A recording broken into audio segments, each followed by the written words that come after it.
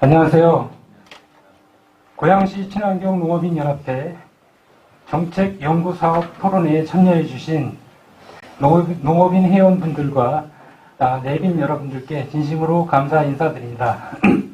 저는 고양시 친정연 부회장직을 맡고 있는 김동현입니다. 다들 체감하듯이 최근 몇 년간 기후위기가 심화되면서 탄소 중립을 위한 친환경 농업의 중요성이 더더욱 대두되고 있습니다. 본 토론회를 통하여 행정과 농업인이 함께 공유하며 여러 효율적인 방안들을 고민하고 대응책들을 만들고자 합니다. 금일 행사는 1부 내빈 소개 및 축사, 2부 토론회 순으로 진행하도록 하겠습니다. 다들 바쁘신 시기 귀한 시간 내서 오신 만큼 무언가 결론을 도출될 수 있도록 끝까지 함께 자리해 주시면 감사하겠습니다. 그러면 행사에 앞서 국민 의례를 진행하도록 하겠습니다. 모두 자리에 일어나 단상의 국기를 향해 주시기 바랍니다. 국기에 경례. 바로 이하 의례는 수행하도록 하겠습니다. 다음으로 오늘 자리를 빛내주시기 위해 바쁜 일정들을 뒤로하고 참석해주신 내빈분들을 소개하겠습니다. 한 분 한 분 소개할 때마다 큰 박수와 함성으로 환영해 주시길 바라며 시간 관계상 간소히 소개해드리는 점 양해 부탁드리겠습니다. 한준호 고양시을 국회의원님 참석하셨습니다.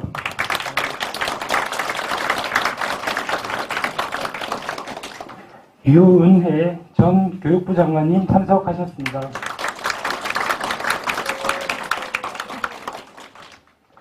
명재성 도의원님 참석하셨습니다. 변재석 도의원님 참석하셨습니다.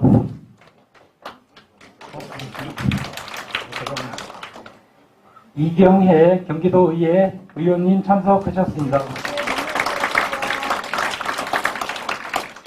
김운남 고양시의회 의장님 참석하셨습니다.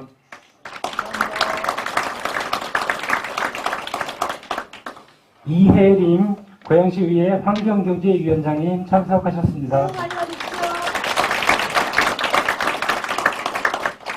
손동숙 고양시 의원님 참석하셨습니다.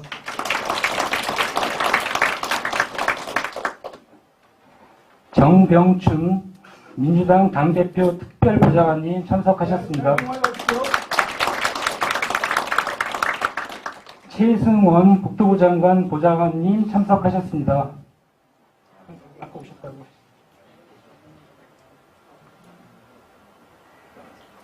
구희현 경기도 급식운동본부 대표님 참석하셨습니다. 장재환 민주당 정책위 부의장님 참석하셨습니다. 김상권 경기도 친환경 농업인 연합회 회장님 참석하셨습니다. 윤준식 경기도 친환경 농업인 연합회 부회장님 참석하셨습니다. 이효희 경기 지속가능 농정연구소 소장님 참석하셨습니다. 마지막으로 고양시 지역에서 오랫동안 친환경 농업 발전을 위해 항상 힘써주시고 계시는 우리 염현수 고양시 친환경 농업인 연합회 회장님 참석하셨습니다. 큰 박수 부탁드립니다.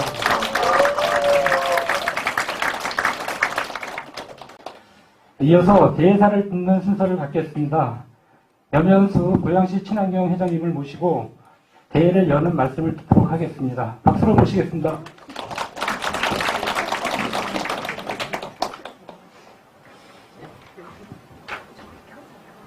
안녕하세요. 다시 한번 인사드리겠습니다. 염현수입니다.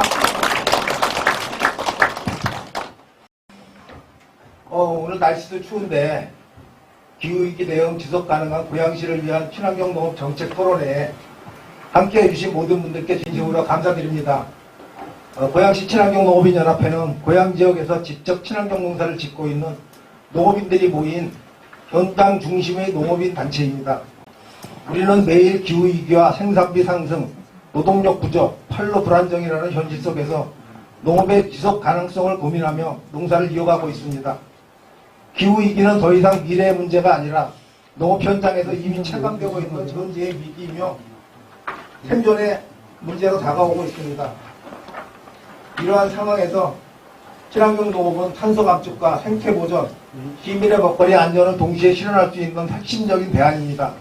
그러나 지금의 농업 구조는 이러한 공익적 역할에 대한 정당한 보상이 거의 이루어지지 않고 있으며 그 부담은 고스란히 농업인 개인에게 전가되고 있습니다.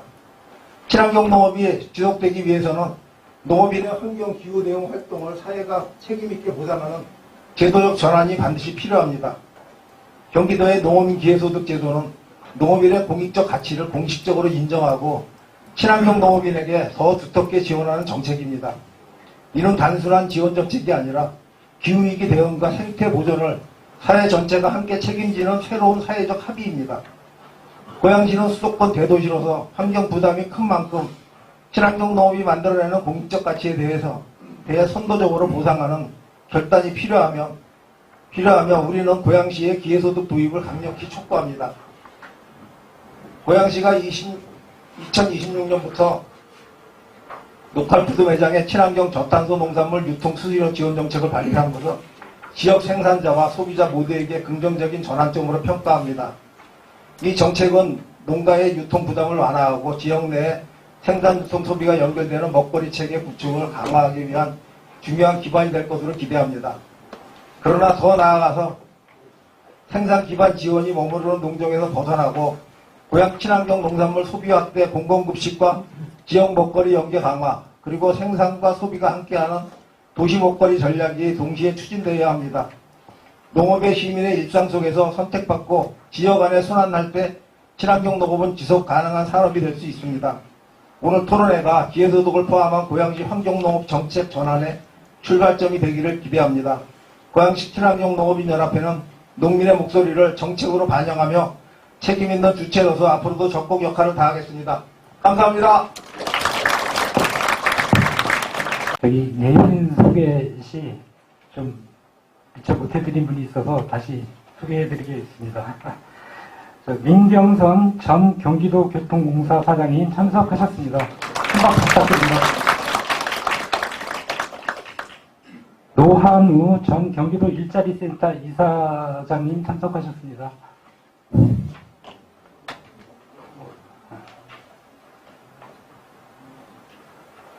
우미란 고양시 먹거리 위원님 참석하셨습니다.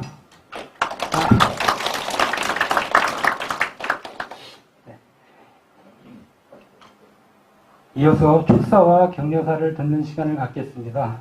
한 분 한 분 축하 말씀 해주실 때마다 감사와 한호의 큰 박수 부탁드리겠습니다. 그럼 고양시 을 한준호 의원님 축사 말씀을 듣겠습니다. 오늘 의원님은 상임위 회의가 있어서 국회로 바로 출발하셔야 하기 때문에 먼저 이제 축사의 말씀을 듣고 하여튼 이렇게 참석해 주셔서 진심으로 감사드리겠습니다. 고맙습니다.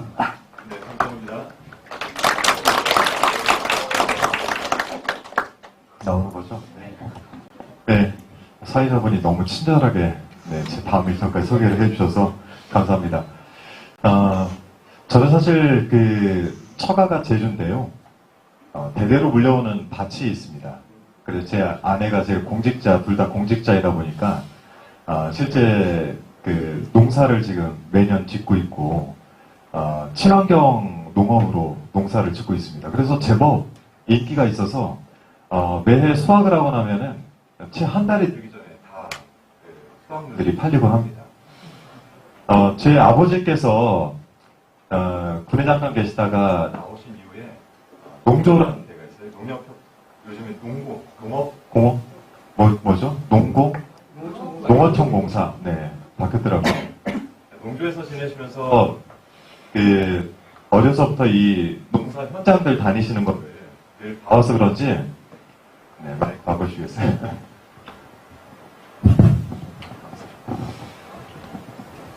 제가 여기 계신 분들과의 공감대가 어느 정도는 있는 것 같습니다.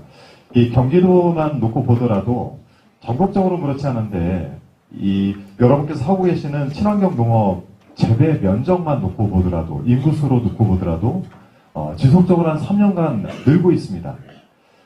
그런데 우리 고양시가 정말 안타깝게도 경기도 내에서는 이 면적이라든지 인구수가 늘지 않고 오히려 주는 추세에 있기도 하고, 우리 조금 전에 그 염현수 회장님께서 말씀 주셨지만 기본소득이든 기회소득이든 아직 도입을 하고 있지는 않습니다. 굉장히 저는 큰 문제라고 보고 있어요. 정치인들의 문제이기도 합니다. 이런 문제들 여기 오늘 올해 지방선거 나가시는 많은 분들 참여를 하고 계시는데 꼭 좀 오늘 귀담아 들으시고 이 부분에 대한 해결책들 반드시 만들어야 된다고 생각을 하고 있습니다. 경기도에서는 이재명 대통령께서 지사 시절에 군인들에게 그래도 친환경 농산품 먹이려고 애쓰시고 아이들에게 친환경 과일 먹이려고 애쓰고 했던 그런 도시가 아닙니까? 그래서 이런 명맥이 잘 좀 이어지고 그렇게 해서 실제 경기도가 다른 지역에 비해서는 이 시스템이라든지 아니면은 저희가 판로를 좀 안정시키는 부분에 있어서는 타 지역에 비해서는 상당히 우월하다고 듣고 있는데 우리 고양시는 그에 비해서 저희가 뭐랄까요, 아직은 좀 경기도 평균에 미치지 못하는 것 같아서 정말 아쉽습니다.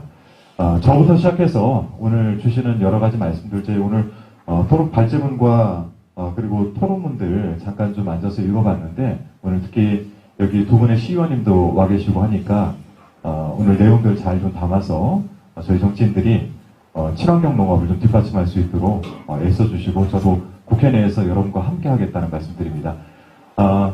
1월이 다 돼가는데요. 새해 복 많이 받으시고요. 올 한해는 우리 고양시가 친환경 농업이 경기도에서 뒤처지지 않고 오히려 선도해 나갈 수 있는 그런 발판들을 좀 만들었으면 좋겠다. 그리고 함께 하겠다는 말씀드립니다. 감사합니다.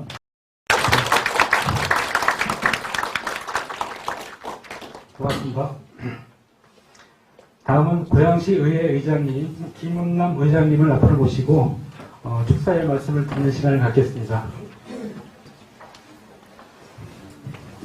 안녕하세요. 인사드리겠습니다. 고양 특례시의회 의장 김은남입니다.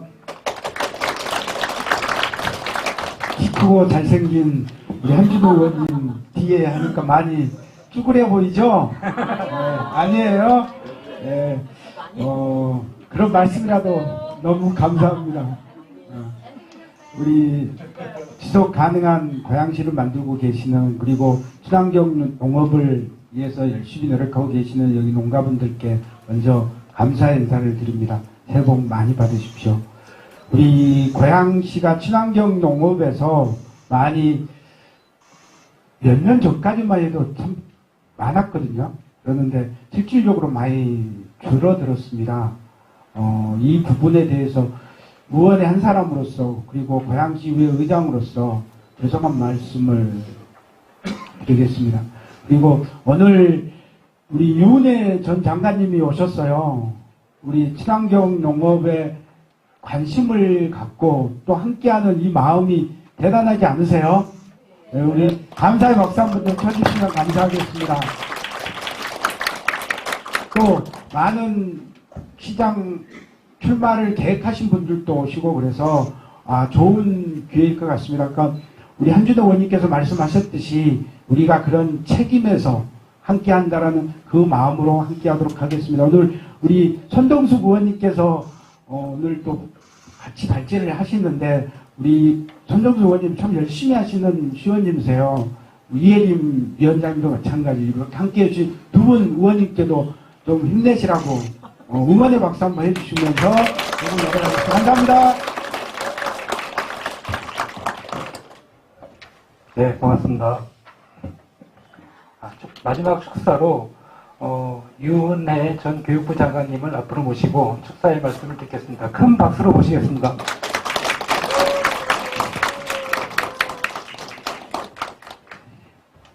예, 이곳 농업기술센터에 굉장히 오래간만에 오는 것 같습니다.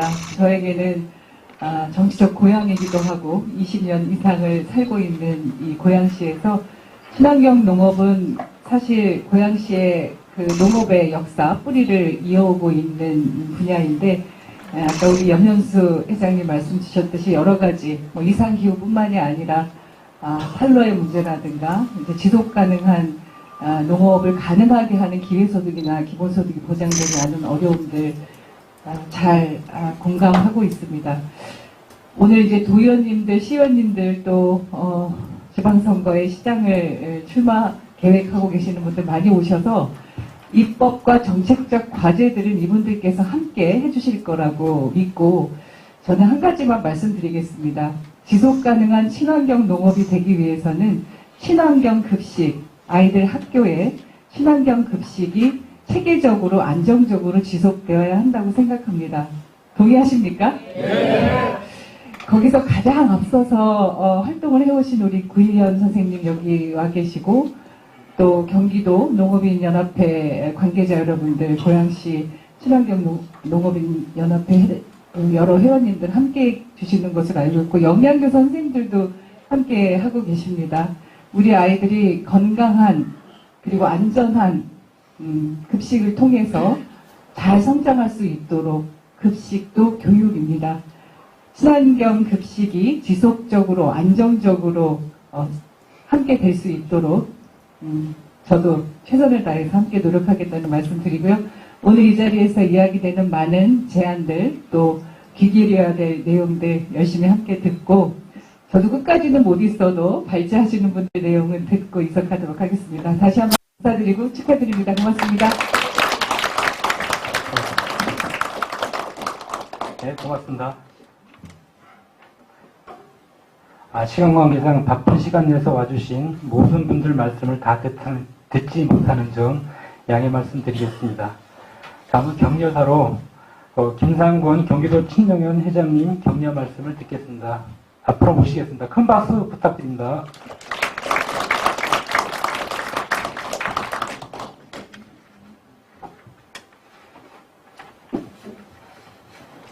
네, 방금 소개받은 김상권 인사드리겠습니다. 저는 오늘 이 자리에 참 그래도 고양시는 살만한 고향 지역이다. 왜냐하면 또 우리 한준호 의원님부터 또 우리 유은혜 장관님, 그 다음에 또 각 시의회, 또 도의회 의장님도 같이 참석해 주셔서 제가 봤을 적엔 고양시는 그래도 가장 활력 있는 도시다. 저는 그렇게 생각합니다. 고양시 인구가 이제 특례시가 돼서 100만이 넘었죠. 그렇다면 경기도에서 큰 시 중에 하나예요. 고양시는. 근데 이제 작년까지만 해도 지자체 급식을 하다가 요번에 이제 2026년도로 이제 경기도 통합식으로 들어왔습니다. 사실 저는 그거를 굉장히 잘한 선택이 아닌가 생각합니다. 왜냐하면 경기도 전체가 움직이는 급식은 다양한 생산물이 나올 수 있고 또한 학교가 그로 인해 가지고 아마 학생들한테 좋은 먹거리를 제공하지 않을까 이렇게 생각합니다. 또 한 가지 무엇보다도 저는 사실 학교 급식에서 우리 자녀들에게 건강한 먹거리도 중요합니다. 또 우리 모든 시민들한테 건강을 주는 그런 먹거리 참 좋습니다. 근데 한 가지 우리가 빠지고 있는 게 뭐냐면 환경에 대한 건 우리는 항상 뒷전으로 물러나 있어요. 근데 실제 친환경 학교 급식은 환경을 살리는 농업에서부터 시작하는 그러한 급식이거든요. 근데 안타깝게도 작년 8월에 친환경 급식을 배제한, 어떻게 보면 배제했다고 봐야죠. 그러면서 10월 1일부터 경쟁 입찰 급식으로 하겠다라고 교육청이 발표를 했어요. 그거는 뭐를 뜻하냐면은 결론적으로 친환경 급식을 하지 않겠다는 거 똑같은 거죠. 왜냐하면 경쟁 입찰이라는 건 대기업이 이제 입찰에 들어오거든요. 그러면 그 사람들은 저가의 음식물을 갖다 공급하는 걸 갖다 원칙으로 보고 있어요. 그렇다면 우리의 친환경 급식에 거기에 무슨 맥락이 조례에 들어가 있냐면 GAP도 가능하게 돼 있어요. GAP 농산물. 사실 제가 GAP 농산물을 나쁘다 그런 건 아니에요. 그렇지만 한 가지 GAP 농산물은 제초제도 사용합니다. 농약도 사용하고 화학비료도 사용해요. 그러면 그러한 농산물을 우리 자녀들에게 공급한다? 사실 저는 친환경 농업을 지금 26년 차 하고 있는데 그것만큼만은 우리가 막아야 된다. 그래서 아까 우리 유은혜 장관님도 그 말씀하셨잖아요. 학생들에게 좋은 먹거리, 친환경 농업에 대해서 잠깐 말씀드려 감사한데, 지금 현재 우리 친환경 농업인 연합회에서는 앞으로도 계속적으로 실제 우리가 기후위기 시대에 어떠한 농업이 살아남아야 되고 어떻게 가야 되냐. 경기도의 하루에 그 학생들의 그 식사, 그러니까는 이제 급식이 우리가 1년에 약 한 소나무를 2,700만 그루를 심는 효과하고 같다라고 지금 보고가 돼 있어요. 그러니까 그만큼 중요한 우리 친환경 그 농민들 어렵게 농사집니다. 기후위기 때문에 더욱더 힘든데 오늘 이런 자리에서 우리 의원님들 그리고 또 앞으로 또 시의회 출마하실 분, 또 국회의원분들 같이 협조해 주셔가지고 고양시는 친환경 농업의 1등 도시가 될 수 있도록 그렇게 힘써 주시기 바랍니다. 감사합니다. 네, 고맙습니다.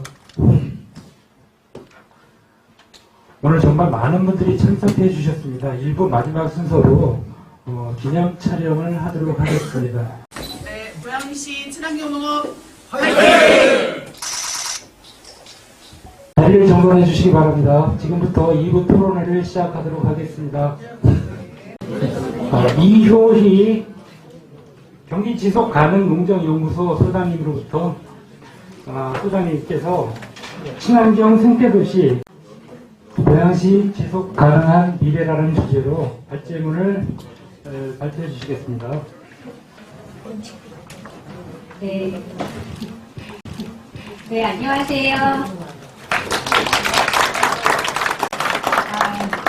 네, 오늘 제가 이렇게 고양시, 저도 고향입니다. 고양시 30년 이상 살았던 고양시에 와서 이 고양시가 지속 가능하기를 바라는 마음을 가득 담아서 네, 생태 전환 도시 고양시 어떻게 되면 함께 만들 수 있을까에 대해서 간단하게 네, 의견을 드리고자 합니다. 고양시에 대해서 모두 다 이렇게 사랑과 애정을 갖고 오신 분들이기 때문에 제가 고양시 현황에 대해서는 간단하게 말씀을 드리고 정책 제안을 중심으로 소개를 드리려고 합니다. 앞에서 우리 축사해주신 우리 회장님 포함해서 다 이 고양시가 2021년 기준으로 네, 100만 7천 정도 인구에서 점차 감소해서 지금 100만 6천까지 이렇게 인구는 감소하고 있고 가구당 인구 수는 네, 이렇게 보시다시피 가구는 늘어나고 인구 수는 네, 세대당 인구는 감소하고 있는 그런 현상을 보고 있는데요. 고양시는 이제 성장하는 화성과 같은 도시라기보다는 안정적으로 이렇게 정착되고 있는 도시라고 이렇게 이해하시면 될 것 같아요. 그래서 고령화 네, 되고 있고 그래서 14년 지금 21년 14%에서 네, 고령화 인구 비율이 25년 네, 많이 올라갔습니다. 그래서 18% 정도 이렇게 고령화되고 있는 도시라고 이렇게 이해하시면 될 것 같고요. 이러다 보니까 젊은 세대가 유입된다기보다는 안정적으로 계속 정주하고 있는 인구가 많다 보니까 학생 수도 이렇게 감소하고 있습니다. 그래서 16년 대비해서 24년까지 14% 학생 수가 이렇게 15만에서 13만으로 2만 정도 감소를 했고 특히 이제 곧 초등학생 같은 경우에 네, 4,500명 정도가 21년에서 24년까지 8% 정도 감소하고 있습니다. 그래서 우리 고양시는 다른 100만 도시, 아까 우리 회장님 화성 말씀하셨는데 화성하고는 좀 다른 성격을 갖고 있는 그런 도시라고 이해하시면 좋을 것 같고요. 이 지역 내 총 생산 같은 경우에도 농업 비중이 0.5%에서 0.2%로 이렇게 감소하고 있습니다. 이거는 농업에 투자할 필요가 없다라는 의미를 하는 것이 아니고요. 이제 농업은 네, 생산의 가치보다는 도시로서 농업이 보존되고 경관으로서 우리의 환경을 지켜내는 숨 쉴 수 있는 도시인의 역할을 이 고양시에서 친환경 농업이 하고 있다. 이렇게 이해를 해주셔야 될 것 같아요.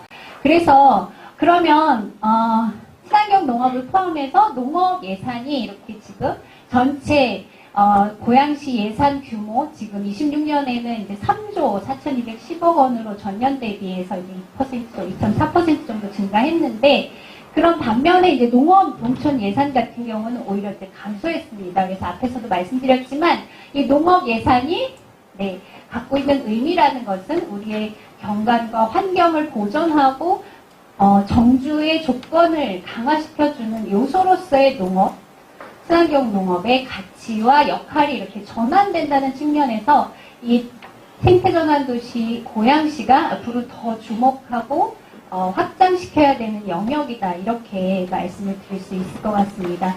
그래서 복지 예산을 절감하고 생태도시의 정주 조건을 강화시키는 친환경 농업 예산을 어떻게든 확대하고 친환경 농업을 우리가 더 관심을 가질 것인가, 그것이 오늘 우리가 이렇게 모여서 논의하는 이유라고 생각을 합니다. 그래서 경기도 안에서 고양시의 그 경장 면적이라는 것은 3,000여 헥타르, 그리고 농가수 같은 경우는 5,000여 농가가 계십니다. 그런데 이렇게 보시다시피 0.5 헥타르 미만 농가가 10농가 중에 9농가 돼요. 도시 근교에 원예라든가 버섯 농가들이 이제 많으시다 보니까 그래요. 그렇다면 다른 화성과 다르게 규모화할 수 있는 그런 여력은 농업 안에서 없습니다. 그렇기 때문에 기존에 규모를 확장시키는 그런 농업 비전은 적당하지 않고 오히려 도시 근교, 도시 농업이라든가 친환경 농업 쪽에 전략을 갖는 것이 훨씬 좋고, 그러다 보니까 친환경 로컬 푸드를 확대하는 곳으로 아주 최적화된 곳이다, 이렇게 말씀드릴 수 있을 것 같습니다. 잘 아시는 기후위기에 따른 먹거리 위기, 심각한 상황입니다. 이 1도가 올라갈 때마다 주식으로 먹고 있는 우리 쌀, 또는 옥수수, 밀 같은 것이 10% 생산량이 감소한다고 합니다. 양적인 감소뿐만 아니라 질적으로도 미네랄이라든가 철분, 아연, 단백질 이런 것들이 같이 감소하기 때문에 더 심각한 문제고, 이런 것들은 IPCC에서 시뮬레이션을 통해서 온도 상승에 따라서 얼마나 생산량이 감소하는지를 과학적 수치를 통해서 제시하고 있습니다. 그래서 이런 이 기후위기 상황 속에서 그러면 도시는 어떤 역할을 할 것인가? 가장 중요한 역할은 공공주달이라든가 소비문화 개선을 통해서 친환경 농업 지역을 뒷받침하는 그런 도시민의 식단 전환, 그리고 지속가능한 지구의 건강을 위한 그런 배우주로서의 도시민들의 정책과 역할은 훨씬 더 이전보다 중요해지고 커졌다고 할 수 있을 것 같습니다. 그래서 유럽에서도 2030까지 25% 유기농 확대를 위해서 전 유럽이 이렇게 국가별로 목표를 세우고 추진하고 있는 이런 상황이라고 할 수 있습니다. 그리고 잘 아시다시피 우리 먹거리 계획, 도시에서 더 열심히 탄소 감축을 위한 노력들을 하고 있습니다. 전 세계적으로 파리시를 포함해서 캐나다의 토론토시, 그리고 호주의 멜버른시까지 이 도시가 먹고 살려면 어떻게 해야 되는가에 대한 고민들을 하고 있고, 그 고민 속에는 친환경 농업 확대를 도시 안에서 어떻게 할 것인가도 같이 포함되어 있다는 점이 굉장히 중요할 것 같습니다. 그 친환경 농업 유지를 위해서 가장 중요한 전략은 무엇보다 학교급식, 공공급식을 친환경으로 하는 것이 중요하다라는 게 전 세계적인 정책이고 그리고 흐름인 것 같습니다. 특히 이탈리아 같은 경우는 유기농 학교 인증 제도까지 하면서 열심히 유기농 학교 아이들이 많이 먹고 건강한 땅과 그리고 건강한 우리 지구를 만드는데 앞장서는 학교를 이렇게 인증을 해서 특별히 배려하고 활성화시키고 있다는 점도 말씀드릴 수 있을 것 같습니다. 그럼 우리 고양시는 전 세계적인 이런 먹거리 계획과 어떤 측면에서 비슷한가 혹은 다른가 이렇게 살펴봤더니 다르지 않습니다. 이 밀라노 도시정책 협약에서 이야기하고 있는 그런 원칙들을 고양시도 철저하게 해나가려고 계획을 세웠고 지금 추진 중에 있습니다. 단지 지금 현재 우리가 친환경 학교급식 공공정책이라는 것이 아까 우리 김성문 회장님 말씀하셨듯이 고양시 단체급식에서 광역급식으로의 전환 이런 지점들이 있는 거고, 그 다음에 이제 지속가능한 먹거리 체계를 구축하기 위해서 친환경 농업 확대를, 여기 글씨가 좀 흐리긴 하지만 26년까지 고양시에서 250명 만드시겠다, 그리고 240헥타르를 만드시겠다는 이런 먹거리 계획 속의 실천들이 약간 도달 지점의 시간 차이는 있지만 지향점이란다, 목표라는 점에 있어서는 저는 굉장히 잘 세우셨고 앞으로도 고양시가 잘 해나가실 거라고 이렇게 생각을 합니다. 농업 정책뿐만 아니라 지금 현재 더 중요하고 더 관심 갖는 것은 탄소중립 녹색성장 기본 계획인 것 같습니다. 그래서 국가 단위에서 뿐만 아니라 경기도 차원에서 이 탄소 중립을 위해서 이 친환경 농업 확대가 굉장히 중요한 전략이라는 점을 제시하고 있습니다. 고양시 역시 지금 현재 이 폐기물 부분에 있어서 경기도 안에서 배출량이 굉장히 크고 그리고 온실가스 배출량이 도내 세 번째로 높습니다. 그렇기 때문에 탄소중립 녹색성장 기본계획을 달성하기 위해서라도 친환경 농업 확대에 굉장한 관심을 가질 수밖에 없는 그런 상황이라고 말씀드릴 수 있을 것 같고요. 특히 이번 정부 안에서 친환경 유기농 2배 확대 전략을 국정과제로 제시할 만큼 이 탄소중립 녹색성장 계획을 실천하는 주요 과제가 이렇게 전 세계적으로 유기농 확대를 통해서 가능하다라는 것이 이미 보여지고 있기 때문에 우리도 이 흐름과 목표에 함께 해야 되는 그런 상황이라고 말씀드릴 수 있을 것 같습니다. 그런데 이렇게 증가하고 있는 전 세계 2000년 이후에 증가하고 있는 유기농 확대의 이 흐름과 반대로 우리나라는 아쉽게도 보시다시피 급격하게 증가하다가 전국적으로 친환경 인증 면적이 감소하고 정체하고 있는 상황입니다. 그렇지만 도시가 확대되고 있는 경기도 같은 경우는 오른쪽에 보시다시피 친환경 밀도가 안정적으로 유지되고 있습니다. 광역 친환경 학교급식의 역할 또 경기도의 정책들이 굉장히 중요한 힘을 발휘하고 있다 이렇게 평가할 수 있을 것 같고요.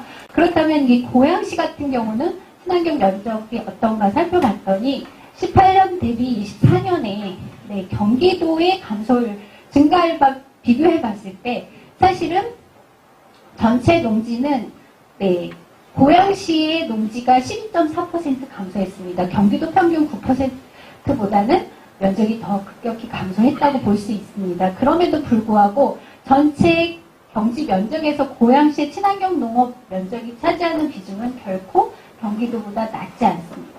희망이 있다고 저는 생각을 합니다. 농지가 급격히 고양시에 사라지고 있지만 친환경 농지의 보존율은 여전히 경기도 평균보다 높다. 여기 함께 계시는 친환경 농민들이 그 친환경 농지를 지키고 친환경의 철학을 실천해 오신 덕분이라고 생각합니다. 감사의 마음을 담아서 박수 한번 다 같이 치시면 될 것 같아요. 이렇게 친환경 경기도 안에서 어려운 조건에 있지만 고양시가 유지하고 있는 이 현황 속에서 우리는 친환경 농지를 안정적으로 유지한 농가들을 또한 계속 지속하실 수 있는 정책과 방안들을 모색하는 것이 굉장히 중요하다 이렇게 생각합니다. 비록 무농약 비중이 굉장히 높고 유기농 비중이 낮은 이런 아쉬운 점은 있지만 앞으로 무농약뿐만 아니라 유기 전환도 굉장히 잘 될 수 있도록 정책적으로 과제로 가져가면 될 것 같습니다. 그래서 제가 이제 한 3가지 정도 크게 정책 제안을 드리자면 이 고양시의 지속 가능성 그리고 생태 도시를 위해서 제일 필요한 것은 무엇보다 생산부터 폐기까지 먹거리 체계 안에서 친환경성을 강화하고 탄소 배출을 저감하는 학교급식과 공공급식 체계를 가져가는 것이 첫째로 가장 필요한 일이라고 생각을 합니다. 그리고 앞에서도 말씀드렸지만 고양시의 이 로컬푸드 직매장이 18개고 전국에서 가장 많고 매출도 가장 높습니다. 그럼에도 불구하고 친환경 로컬푸드를 이렇게 앞세우지 못하고 있는 상황입니다. 그래서 우리 양평처럼 앞에 친환경 로컬푸드 이렇게 고양시도 전체 로컬푸드 매장에 명패를 바꿔서 우리의 로컬푸드의 지향성의 목표를 확실하게 가져가는 것을 제안을 드립니다. 그리고 무엇보다 이러한 정책의 전반적인 틀은 우리 친환경 유기농 2배 확대라는 고양시의 명백한 목표를 가지고 가야 될 것 같은데 이유는 친환경은 탄소 배출 저감 효과가 일반 농업보다 20% 정도 뛰어나고 토양에 저장하는 능력은 30%나 더 높기 때문입니다. 이런 과학적 근거에 바탕해서 우리가 기후위기에 대응하는 친환경 생태도시 고양을 향해 가야 된다고 생각을 하는데 오늘 이렇게 임원분들과 고양 친노년 임원분들과 청년들과 제가 이렇게 간담을 했을 때 청년들이 이후에도 이제 발표를 해주시겠지만 지금 친환경 벼가 등급을 가지고 이렇게 수매를 하고 있는데 등급 없이 수매를 하는 것이 굉장히 필요할 것 같고 친환경 청년농들이 살아남아야 농업의 지속 가능성이 있기 때문에 청년농의 지속 가능성을 위한 조직화 굉장히 필요할 것 같습니다. 그리고 무엇보다 친환경 농산물의 판로 보장 그리고 그를 위한 기회소득 조례 제정이 정책적으로 현재 가장 필요한 정책이 아닐까. 그리고 친환경 로컬푸드 우리가 앞으로 더 강화하기 위해서는 소비자들에게 친환경 지향성을 더 알리고 교감하는 그런 일들이 앞으로 더 많이 일어나야 될 것 같습니다. 경기도에서 하고 있는 친환경 농민 기회소득이 여주시만 지금 안 하고 있는데 농민 기본소득 조례를 하지 않은 고양시는 친환경 농민 기회소득 자체도 없습니다. 그래서 일단 기본소득 조례도 없고 친환경 농민들에게 이 공익적 가치에 대한 혜택이라고 할까요? 인정? 네, 가치를 공유하는 시민과의 전체적인 교감도 부족한 이 고양시에서 친환경 농민 기회소득 혹은 환경을 지키는 친환경 농민들의 공익활동을 지원하는 조례, 이런 것들이 조례로 제정이 된다면 앞으로 고양시의 친환경 농업뿐만 아니라 생태 전환 도시 고양시가 지속 가능한 그런 도시로서 더 이 경기도 안에서 빛날 수 있지 않을까? 이런 생각을 가지고 제 발표는 간단하게 이렇게 마치도록 하겠습니다. 감사합니다. 그러면 본 토론회 좌장님을 맡아주실 고희현 경기도 급식운동본부 대표님을 앞으로 모시고 좌장님 좌석에 좀 착석해 주시기 바랍니다. 예, 토론회는 고희현 좌장님으로부터 이제 토론을 시작하도록 하겠습니다. 네.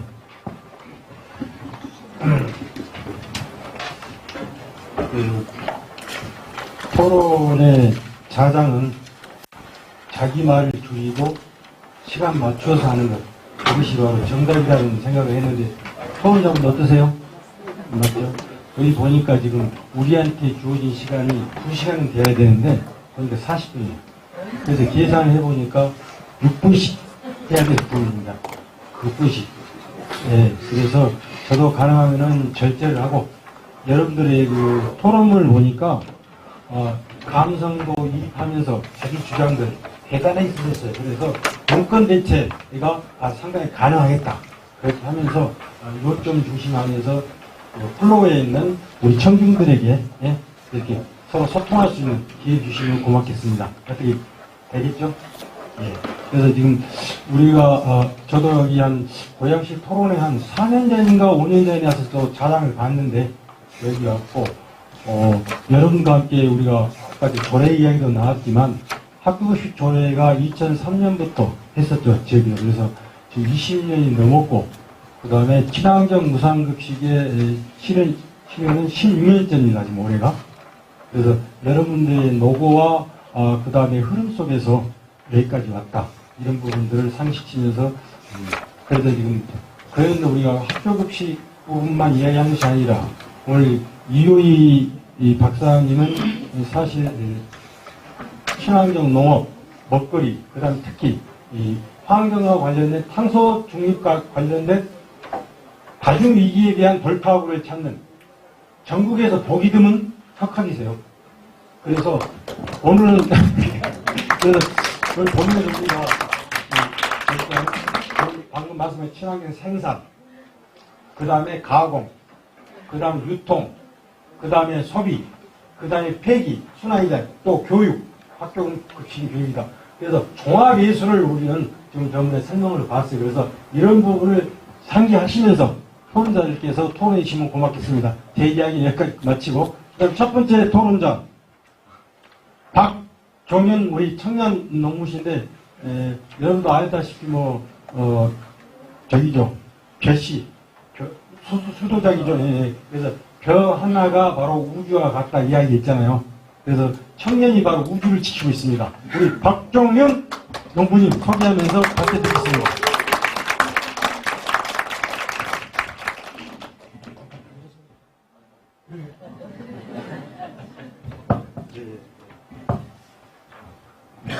네, 안녕하십니까. 저는 고양시에서 소도적하고 있는 박종윤입니다. 오늘은 친환경 농업 확대를 가로막고 있는 현장과 현실과 지속 가능한 농업을 위해 어떤 조건이 필요하다고 생각하는지 생산자 입장에서 말씀드리고자 합니다. 하나, 지속 가능한 핵심은 청년. 우리 사회는 빠르게 고령화가 되고 있고 농지도 계속 줄어들고 있습니다. 농업 역시 기존 방식만으로는 지속 가능성을 담보하기 어려운 구조에 놓여 있습니다. 정부와 지자체는 친환경 농업 확대 정책을 추진하고 있지만 실제로 청년들이 농업, 특히 친환경 농업으로는 유입되는 흐름은 정체가 되어 있습니다. 인구 107만 대도시 고양시에서는 청년들이 농업이 그리고 친환경 농업에 과연 매력적인 선택지가 잘 되고 있는지 근본적인 점검이 필요합니다. 그리고 고양시는 도시화가 빠르게 된 지역입니다. 농지은행 제도를 통해 청년에게 우선 임대한다고는 하지만 실제 현장에서는 농지를 확보하기가 매우 어렵습니다. 개발, 그리고 높은 임대료, 토지 분절화로 인해 신규 진입은 물론 기존 농가의 규모 확대가 거의 불가능한 상태입니다. 도시개발로 농지가 수용되어 기존 농지를 지키기도 어렵고 안정적으로 소득을 만들기 위해서는 일정 면적 이상 경작 규모가 필요하지만 현실적으로 그 기준은 확보하기가 어렵습니다. 그리고 제가 하고 있는 쌀농사는 면적당 소득 한계가 분명합니다. 현장에서는 쌀농사만으로는 미래가 없다라는 인식이 확산되고 있고 이는 청년들이 농업을 장기 직업으로 선택하는 데 큰 장벽이 작용됩니다. 둘째는 친환경 농업 전환 장벽. 친환경 농업으로는 전환은 단순하게 농약을 덜 쓰고 문제가 아니고 생산 방식과 경영 구조 전체에 바꾸는 일입니다. 현장에서 그 부담은 개인 농가가 거의 전적으로 떠안고 있고 유기농업은 자재비, 노동력, 관리비가 체감상 1.5배에서 2배 이상 증가합니다. 친환경 자재의 가격은 높고 병해충 관리가 토양 관리가 매우 많은 노동력이 투입됩니다. 그러나 무농약과 유기농 시장은 가격은 크게 차이가 나진 않습니다. 가격 차이가 충분하지 않다 보니까 많은 농가가 무농약 단계에서 멈추고 유기 전환을 멈춰리게 됩니다. 이는 생산자가 감내해야 할 위험한 과도하게 큰 구조라고 의미합니다. 그리고 친환경벼의 경우 농협 소매 과정에서 관행쌀처럼 등급제를 평가하다 보니 등급이 낮게 책정되어 되는 사례가 발생하곤 합니다. 이는 친환경 생산 과정에서 추가로 투입되는 노력과 비용이 가격에 반영되지 않은 구조입니다. 이로 인해 친환경 생산에 대한 동기 자체가 약화되고 일부 농가는 친환경 재배를 포기하거나 축소하는 선택을 하게 됩니다. 그리고 지속 가능한 친환경 농업 위한 조건 방향. 이제 친환경 농업 확대를 단순히 면적 목표가 아니고 지속 가능한 산업 구조 전환으로 접근해야 합니다. 첫째, 가격 차등과 안정한 소매 구조 확립이 필요합니다. 무농약과 유기농 가격 차이가 생산비의 증가를 충분히 보상할 수 있도록 제도적으로도 조정이 필요합니다. 특히 친환경벼, 소매시 등급 구조를 개선하고 친환경 생산 가치를 가격에 반영하는 기준을 마련해야 됩니다. 둘째, 소비 기반 확대와 공공 역할 강화가 필요합니다. 경기 신농협, 소비자 단체, 지자체 협력하여 친환경 농업을 환경적 가치, 탄소 감축, 토양 수질 개선 효과를 시민에게 적극적으로 알리는 공공 캠페인이 필요합니다. 단순한 가격 경쟁이 아니고 가치 소비가 가능하도록 인식 전환이 이루어져야 합니다. 셋째, 청년 농업의 사업화 지원 체계 구축 필요합니다. 현장 청년들은 단순 생산을 넘어서 식물 공장, 육묘장, 가공, 원리 사업 등을 다양한 확장을 하고자 시도하고 있습니다. 하지만 초기 투자 비용, 금융 접근성, 전문 컨설팅 부족으로 실제 사업화까지는 이어지기 어렵습니다. 실증 사업, 단계별 투자 지원, 사업 컨설팅을 연계한 종합 지원 체계가 필요합니다. 넷째는 연령 중심이 아닌 전환 단계 중심 정책이 필요합니다. 청년 우선 정책이 필요하지만 나이 기준으로만 정책을 설계할 경우 중간 세대가 소외되고 제도가 왜곡되는 경우가 발생하고 있습니다. 신규 진입 단계, 친환경 전환 단계, 규모와 단계 등 농업 경영 단계별 맞춤형 정책 설계가 필요합니다. 그리고 다섯째, 소득 안정망 구축이 필수적입니다. 친환경 농업 기본소득의 고양시 도입은 단순한 복지가 아니고 친환경 전환을 가능하게 하는 사회적 투자입니다. 최소한의 소득 안정이 확보되어야 농가가 위험 감소하고 전환하는 도전을 할 수가 있습니다. 이상으로 발표를 마치겠습니다. 감사합니다. 고맙습니다. 일꾼이 딱 정확히 짚으셨어요. 아쉬운 점 있으면 나중에 말씀하시길 바라고. 지금 몇 편이나 지금 연구하고 계세요? 3,000평 정도, 네, 얼마 안 됩니다. 하여튼 지금 주장하시는 대안들이 이루어지면은 계속 남으셔야 됩니다. 네, 저는 계속 꾸준히 늘려갈 생각으로. 파이팅 하십시오. 네, 고맙습니다. 자, 그 다음에는 우리 김기영님인데, 우리 산왕산 고양시에 하신 거 아쉽게 오래됐는데, 거기를 파헤치면서나 힘들어서 고생을 많이 하셨고, 또 먹거리 고민을 많이 하셔서 고양시에 보기 드문 생태 시민이자 먹거리 시민입니다. 우리 김지영 선생님 부탁드리겠습니다. 안녕하세요. 네, 반갑습니다. 저에 대해서 좀 파악을 하셨는지 몰랐습니다.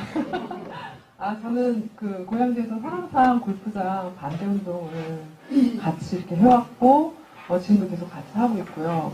그 지역 근처에 살아왔었고, 또 약간 이제 떨어져 지금 아이들 학교 때문에 또 다니기도 하고, 그리고 현재 녹색소비자연대 전국협의회 먹거리위원이고 이사로 활동하고 있습니다. 그래서 먹거리 관련해가지고, 이제 여러 친환경 농업 관련 네트워크들과 같이 그동안 해왔는데, 실제 아이들을 키우는 소비자로서, 그 다음에, 여러 가지 지역에 활동했던 일들을 이렇게 담아보면 지금 굉장히 이렇게 흘러갑니다. 근데, 제가 올해 연도에 또 작년에 해가지고 바로 지금 여기라는 기후정의, 기후불평등 영화제를 통해서도 농민들의 어려운 삶들을 다시 한번 그 영화를 통해서도 다 알리게 되었었고, 그리고 저희가 또 그걸 할 때마다 늘 언제나 농민의 친환경 농산물 공동구매를 늘 같이 해왔습니다. 그래서 지금 사랑산 골프장 때도 친환경 농산물 공동구매하고 겨우 지금 몇 년째 하고 있고요. 서울에서도 지금 공동구매 운동들이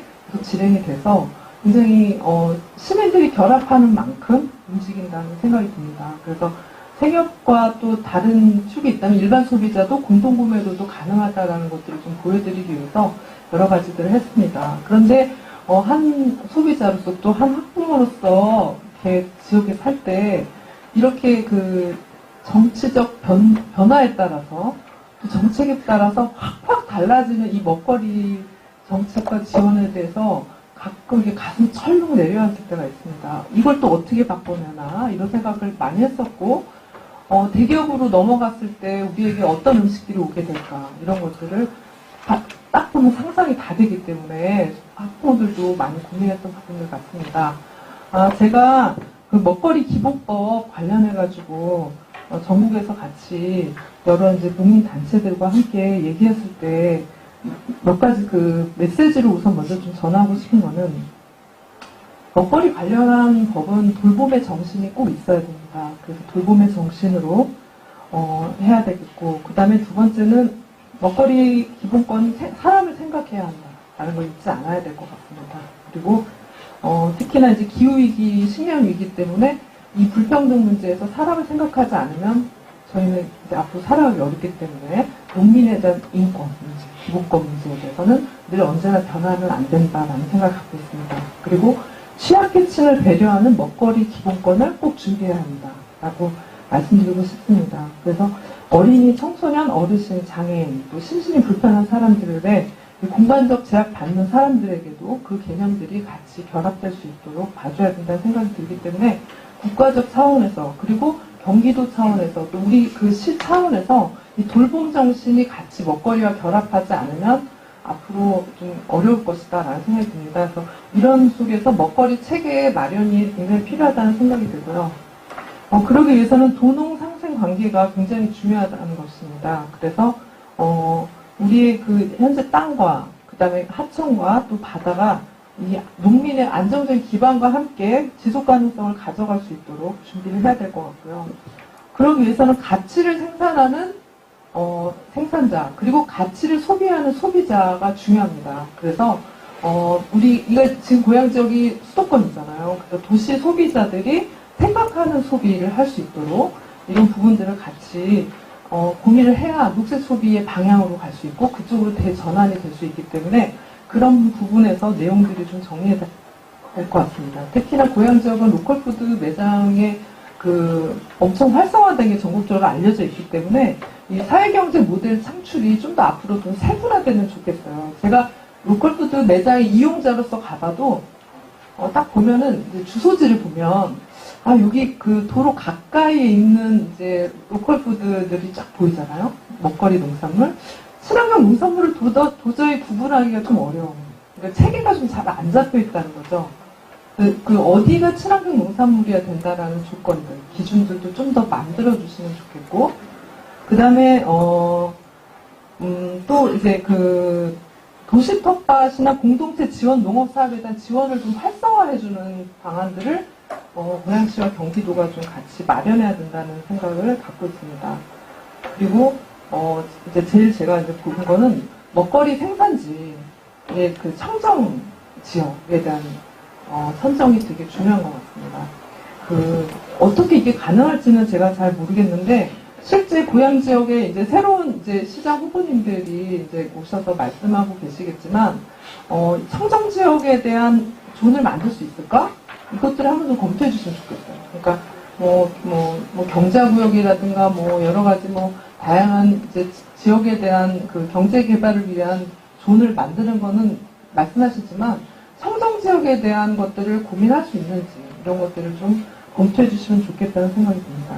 왜냐하면 탄소 흡수원이기 때문에 그렇습니다. 그래서 이제부터는 지속 가능한 고향이 되려면 농지 플러스 습지, 그 다음에 숲, 이 모든 것들이 같이 연결돼서 탄소 흡수원으로서 가치를 재창출해야 됩니다. 그런데 제가 볼 때 고양시에 있는 그 관련 과들이 다 분산돼 있어요. 나눠져가지고 얘기들이 하나도 모아지지가 않습니다. 그래서 어디는 탄소 흡수원이 아니라고 본다고 하는 전문가들의 얘기까지 고양시 내부에 있는 분들까지도 그렇게 말씀하시기 때문에 이제는 좀 바뀌어야 되지 않을까라는 생각이 듭니다. 그래서 그렇게 좀 길어졌나요? 먹거리 그래서 종합지원센터 이런 것들이 좀 다시 재점검돼야 된다는 생각이 들고요. 그래서 좀 마무리를 좀 드리자면 제가 간단하게 이 하나를 한번 읽어드리면 좋을 것 같아요. 제가 재작년에 써놨는데, 농민이라면 누구나 한 해 동안 심을 작물을 계획하고 어떻게 지을 것인지 계획해 농사를 짓습니다.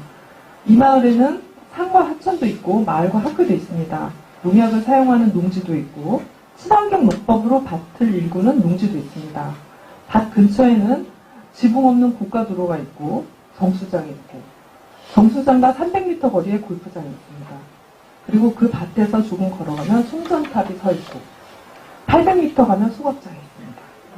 골프장에 뿌리는 농약은 비산제로 300m 거리의 정수장으로 날아가기도 하고 고가도로의 자동차 바퀴에서 떨어진 타르는 바람을 타고 밭으로 떨어집니다. 소각장 연기에서는 유해 화학물질이 검출되겠죠.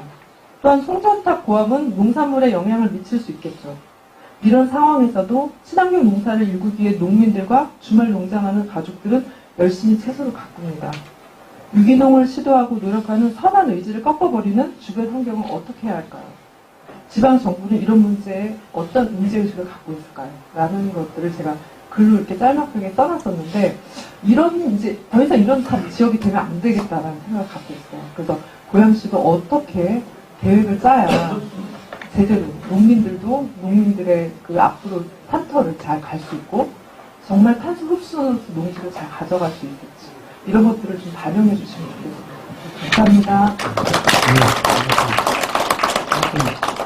더 많은 시간을 할애해야 되는데 계속 근데 시간은 지났습니다. 그래서 초범이라 용서하겠습니다. 네, 고맙습니다. 하여튼 철학들 돌봄의 가치 실현은 바로 어떤 다양한 공익성들을 펼쳐나가는 것들. 더 쉽게 이야기하면은 우리 먹거리의 친환경 생산에 큰 기반을 전제로 한 먹거리의 공공성 확대. 이렇게 취약계층의 먹거리 보장부터 시작을 해서 유치원, 어린이집들, 그다음에 사회복지시설까지도 모두 먹거리가 보장되는 걸 가야 되는데 현재 여러분도 알다시피 먹거리 기본법이 문재인 정부 때부터 이야기하다 지금도 아직도 안 됐어요. 그래서 올해는 꼭 실험 과제가 돼서 고양시에도 정확하게 먹거리 이 기본조례가 확실하게 운영될 수 있도록 그렇게 하면 좋겠고 특히 여기에 우리 손동숙 의원님하고 우리 윤면식 주무관이 오셨으니까 나중에 뒤에서 부위에서 좀 답좀 주십시오. 네, 부탁드리겠습니다. 네, 고맙습니다. 자, 그 다음에는 우리 조호상 선생님인데, 조호상 선생님은 아마 저희들하고 친환경 무상급식 할 때, 경기도 영양교사의 간부였거든요. 그래서 지금까지 버티면서 학교에서 실천적 근거들 마련하면서 특히 기후급식에 지금 선도주자입니다.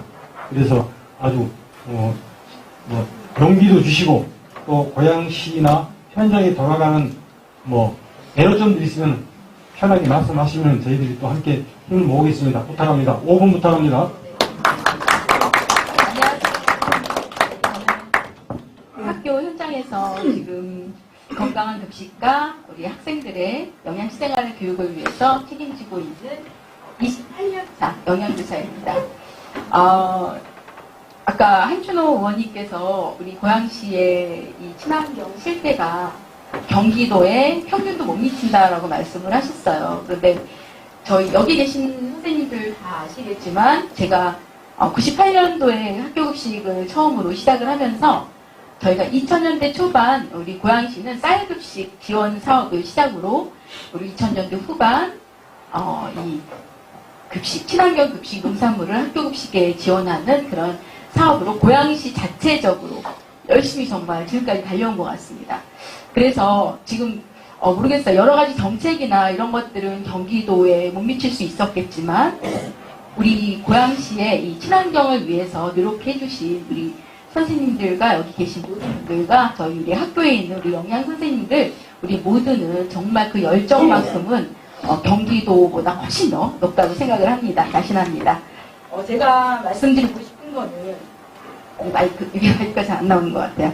목소리가 크니까 그냥 할 수 있습니다. 우리 학교급식 제가 저한테 주어진 거는 학교 현장의 친환경 농산물의 활용 현실과 개선 과제를 이야기해달라는 거였어요. 근데 또 어떻게 이야기를 말씀을 드려야 할까 여러 가지 고민을 했는데요. 저는 이렇게 말씀을 드리고 싶습니다. 학교 현장에서 친환경 농산물 사용은요. 네, 감사합니다. 이제는 선택이 아닌 의무다 그리고 권리다라고 말씀드리고 싶습니다. 아까 말씀드렸듯이 2000년대 초반부터 쌀 지원을 사업을 통해서 그리고 고양시만의 친환경을 찾아왔습니다. 20년간 지속되어 왔어요. 그 20여 년간 우리 조금씩 쌓아온 이런 신뢰는요. 진짜 고양시의 학교급식은 너무너무 안전해. 우리 아이들을 위해서 안전해. 그리고 학교급식 정말 믿을 수 있어. 이런 단단한 그런 그 신뢰를 형성해 왔고요. 그런 신뢰는 정말 가치가 되었습니다. 그래서 이제 학교급식, 학교에서의 친환경 식재료 사용은 선택이 아니라 고양시 학교급식이 지향하는 공공성의 얼굴이며 브랜드가 되었습니다. 아까 우리 발제해주신 이효희 소장님께서도 말씀을 해주셨잖아요.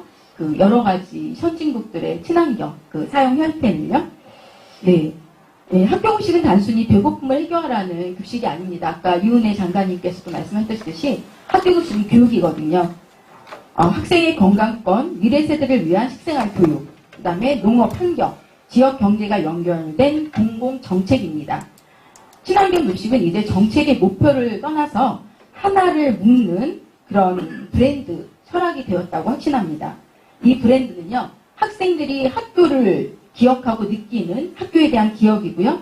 학부모가 갖는 학교에 대한 신뢰입니다. 지역사회가 평가하는 공교육의 수준이 되었습니다. 또 우리 친환경 급식은요, 우리 영양 선생님들, 여기 계신 영양 선생님들 저뿐만 아니라 우리 고양시 영양 선생님들의 자긍심이고 자신감이고 자존심입니다. 식재료 선택의 기준과 철학이 되었고요. 단순 조달이 아닌 대기업에서 이렇게 그냥 입찰 형식으로 하는 그런 단순 조달이 아닌요.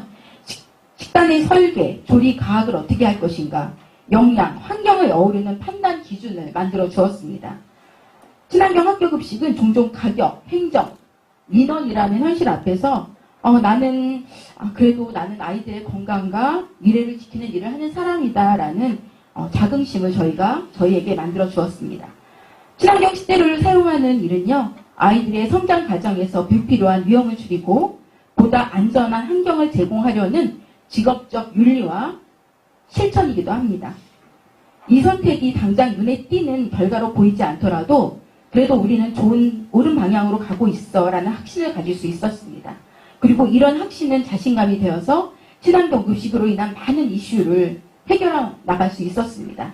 잔류 농약과 환경호르몬, 토양과 수질보호, 아이들의 장기적인 건강에 대한 영향, 지역 농가와의 상생 등 친환경 농산물, 친환경 식재료 사용은요, 진짜 단순한 소비가 아니라 우리 아이들이 매일 경험하는 가장 현실적인 생태 환경 교육이라는 확신에 찬 자신감이 되었습니다.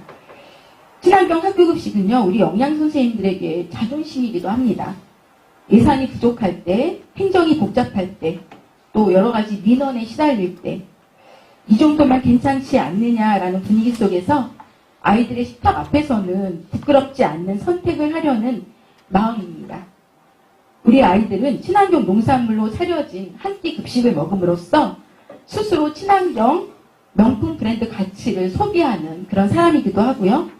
그리고 다 먹고 그것을 실천함으로써 우리 지구 환경을 지키는 히어로가 되기도 합니다. 친환경 농산물 사용에 있어서 이 조리사님들, 조리시문사님들의 노동의 대가 또한 친환경 학교급식이란 브랜드 가치를 높이는데 정말 일조하였습니다. 친환경 급식은 급식을 제공하는 저희 여기 계신 모든 선생님들, 그리고 저를 포함한 우리 영양 선생님들 한테 정말 이제는 자신감이고 자긍심이고 자존심입니다. 그리고 또 제공받는 사람한테도요. 친환경 급식은 이게 비용이 아니라 미래에 대한 투자이며 번거로움이 아니라 책임이라고 확신합니다. 아이들의 건강은 타협의 대상이 아닙니다.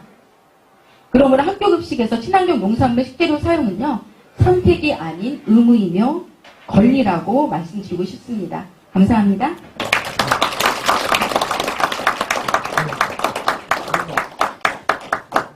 한 말씀 멘트는 해드려야 될 것 같아요. 하여튼 영양 선생님들, 영양사하고 학교에는 영양교사가 있잖아요, 두 개. 우리는 보통 하는데, 이제 우리들 김상곤 교육감 때, 친환경 무상급식 할 때 존중하자. 그래서 통칭해서 영양 선생님으로 부르기로 했는데 어느 때부터인가는 안 부르더라고요. 그렇지만 우리가 함께 영양 선생님으로 해야 된다. 특히 영양 선생님들 보면은 매주 메뉴 짜고, 그 다음에 검수, 그 다음 반품, 거의 죽음으로 이렇게 가까이서 많이 봤거든요. 그리고 특히 요즘 같은 경우에는 함께 하는 동료, 급식 노동자들, 폐암부터 시작한 군골격계의 이런 산재들, 이런 부분에서 고통스러워합니다. 그래서 이런 부분에 대한 우리가 몰랐던 부분들을 그냥 한 끼 밥상 그냥 나온다 이렇게 생각하면 안 된다는 생각들을 또 우리가 농민들이나 우리 그 시민들도 정확하게 알아야 된다 그런 말씀 드리고, 특히 당부드리고 싶은 것은 조우상 선생님은 학교에서만 혼자 잘하지 말고 모든 선생님들과 함께 친환경 농민들과 함께 그 소통하고 체험하는 그게 좀 앞장섰으면 쓰겠다. 왜? 지금 현재 초등학교하고 중학교는 친환경이 되잖아요. 근데 고등학교는 고기를 좋아한다고 하지만 부족해요, 아직도. 인식들이랄지 이런 노력들이. 그래서 친환경 오늘 학대 기반이 되면은, 기반이 되려고 그러면은 학교에서 소비를 많이 해야 되겠다. 그런 이야기를 당부하고 싶습니다. 제 말이 너무 과했습니까? 네, 감사합니다. 예, 예, 고맙습니다. 자, 다음은 우리가 제시했던 입법들 부분들을 또 해야 되고, 아주 소중한 분이 계십니다. 그래서, 노조, 공무원 노조에서 뽑은 베스트 의원으로 뽑히셨어요. 예, 신문에 나왔어요. 그리고 이제 거기에 담긴 뭐냐면 소통의 1인자다. 소통의 의원. 그래서 엄청나게 기대가 되고 존경스럽습니다. 잘 부탁드리겠습니다. 네.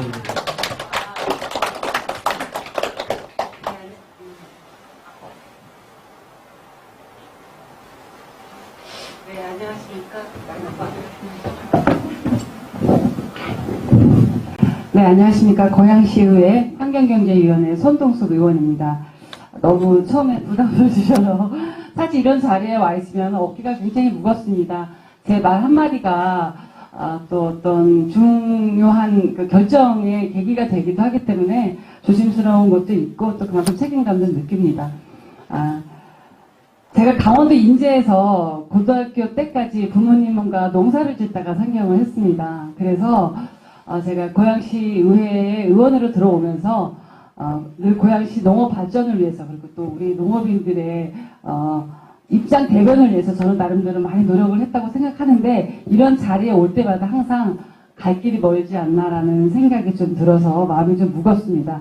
모두가 같은 마음이면 좋겠는데 또 같이 일하시는 분들이 또 중요시하는 생각하는 정책들이 또 다 다르다 보니까 어쩔 수 없는 부분들도 있지만 제가 오늘 토론회에 참석한 만큼 계속 반복돼서 나오고 있는 입법에 관한 문제는 저희 관련 상임위 의원님들하고 더 심도 있게 논의해 보도록 하겠다는 말씀을 드리겠습니다.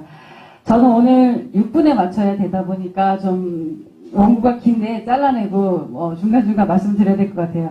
저는 오늘 지방의회가 어떤 역할을 해야 되는지에 대해서 제가 생각하는 바를 좀 말씀을 드리도록 하겠습니다. 이제 탄소 중립은 선택의 문제가 아니라 지방정부가 반드시 책임져야 할 핵심 과제가 되었습니다. 그 과정에서 농업의 역할이 얼마나 중요한지는 여기 계신 모든 분들이 또 알고 계실 거라고 생각합니다. 우리 고양시도 탄소 중립 녹색 성장 기본 계획을 통해서 농축산 분야 온실가스를 2018년 대비 2030년까지 1,000톤 감축한다고 목표를 세웠습니다. 그리고 이 계획 속에서 친환경 농업 확대는 핵심 과제로 분명히 제시되고 있습니다. 아까 우리 이호희 소장님께서도 언급해 주셨는데요. 친환경 농업은 단순히 농약과 화학비료를 줄이는 농업이 아니죠. 토양의 탄소를 저장하고 농업 과정에서 발생하는 온실가스를 줄일 수 있는 가장 효과적인 탄소 감축 수단 중에 하나입니다. 기후위기 대응 그리고 먹거리 안전, 농업의 지속 가능성이라는 과제 앞에서 친환경 농업이 도시와 농촌이 함께 생존하기 위한 필수 전략이라는 점에 대해서 아무도 이의를 제기하지 않을 거라는 생각이 듭니다. 그러나 현실은 어떻습니까? 여러분 우리 고양시에 하신 말씀 정말 많으시죠? 그 말씀들이 다 정확히 전달이 돼서 빨리빨리 무엇인가가 해결됐으면 좋겠는데 서두에 말씀드렸듯이 모두 생각이 같았으면 좋겠지만 그렇지 않은 부분들이 현실이라는 말씀을 좀 드리고 싶어야 됩니다. 경기도 전체적으로는 친환경 농업이 증가하고 있지만 우리 고양시 친환경 인증 농가 수와 재배 면적이 오히려 감소하고 있습니다. 이는 단순한 통계 수치의 문제가 아니죠. 우리 고양시에서 친환경 농업인들을 대하는 구조적 한계라고 저는 생각을 합니다. 이 구조로는 친환경 농업을 지속적으로 확대해 나갈 수 없겠죠. 해외 사례는 분명한 방향을 제시하고 있습니다. 유럽연합과 일본은 친환경 농업을 공공의 이익을 창출하는 활동으로 인식하고 있습니다. 환경을 지키는 농업인에게 직접적으로 보상을 하고 있습니다. 즉 농업인이 환경을 보호할수록 소득이 보장되는 구조를 만들어주고 있습니다. 이러한 변화는 국내에서도 이미 시작이 되었죠. 최근 정부는 친환경 인증 면적 확대를 지방자치단체 평가 지표에 반영하고 이를 재정 인센티브와 연계하고 있습니다.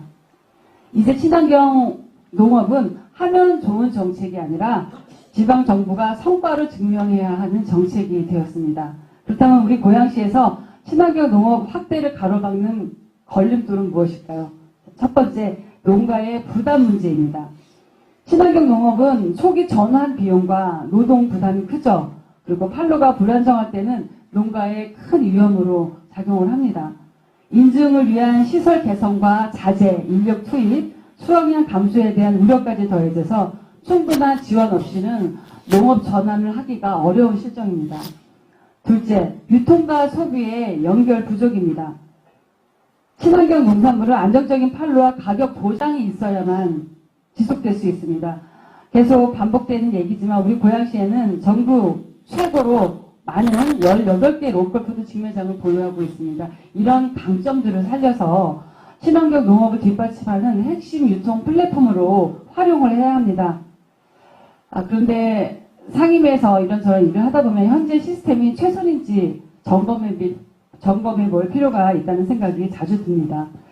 네, 셋째, 시민 인식의 한계입니다. 친환경 농산물은 가격 부담과 접근성 한계로 일상 소비로 이어지지 못하고 있습니다.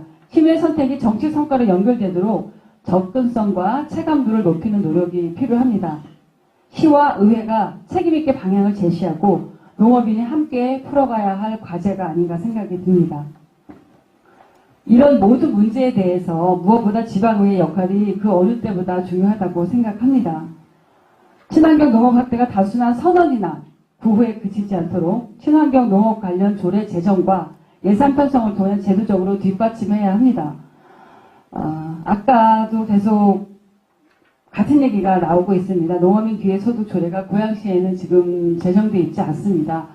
24개 지자체로 지금 확대가 되어 있는데 관련 상임위에서 조금 더 이 입법에 대해서 심도 있는 논의가 필요하지 않을까라는 생각이 듭니다. 이런 조례가 있는지, 이런 조례가 왜 필요한지 모든 의원님들이 공감대를 형성해야 가능한 일이 아닌가라는 생각이 들어서요. 저부터도 조금 더 노력해 보겠다는 말씀을 드리겠습니다.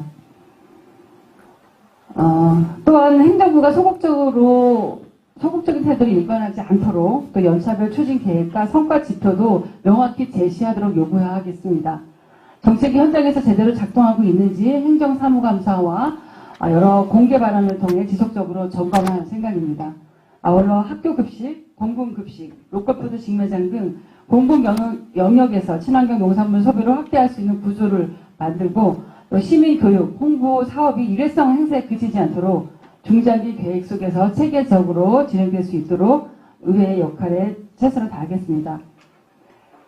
무엇보다 중요한 것은 이 정책이 책상 위의 계획이 아니라 농업인에게는 실질적인 소득 안정으로 그리고 시민에게는 믿고 선택할 수 있는 먹거리로 또 도시 전체에는 지속가능한 농업 생태계로 이어지도록 끝까지 책임 있는 자세가 필요하지 않을까 생각이 듭니다.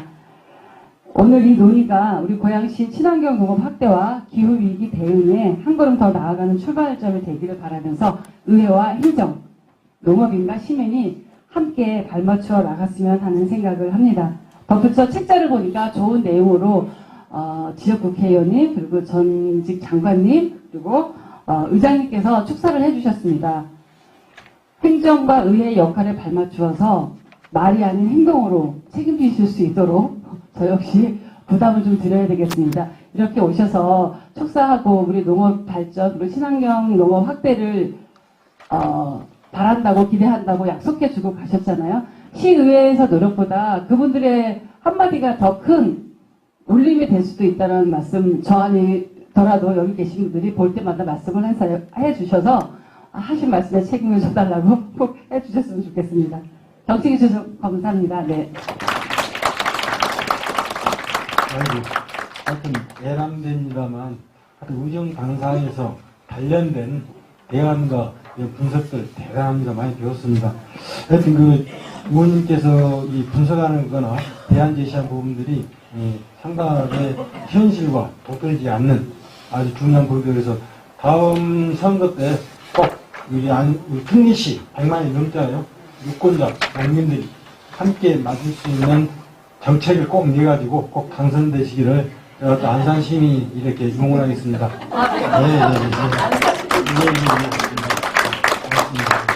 그리고 아까 말씀하셨던 거 친환경 농업 확대나 기반조성 관련 조례들 있잖아요.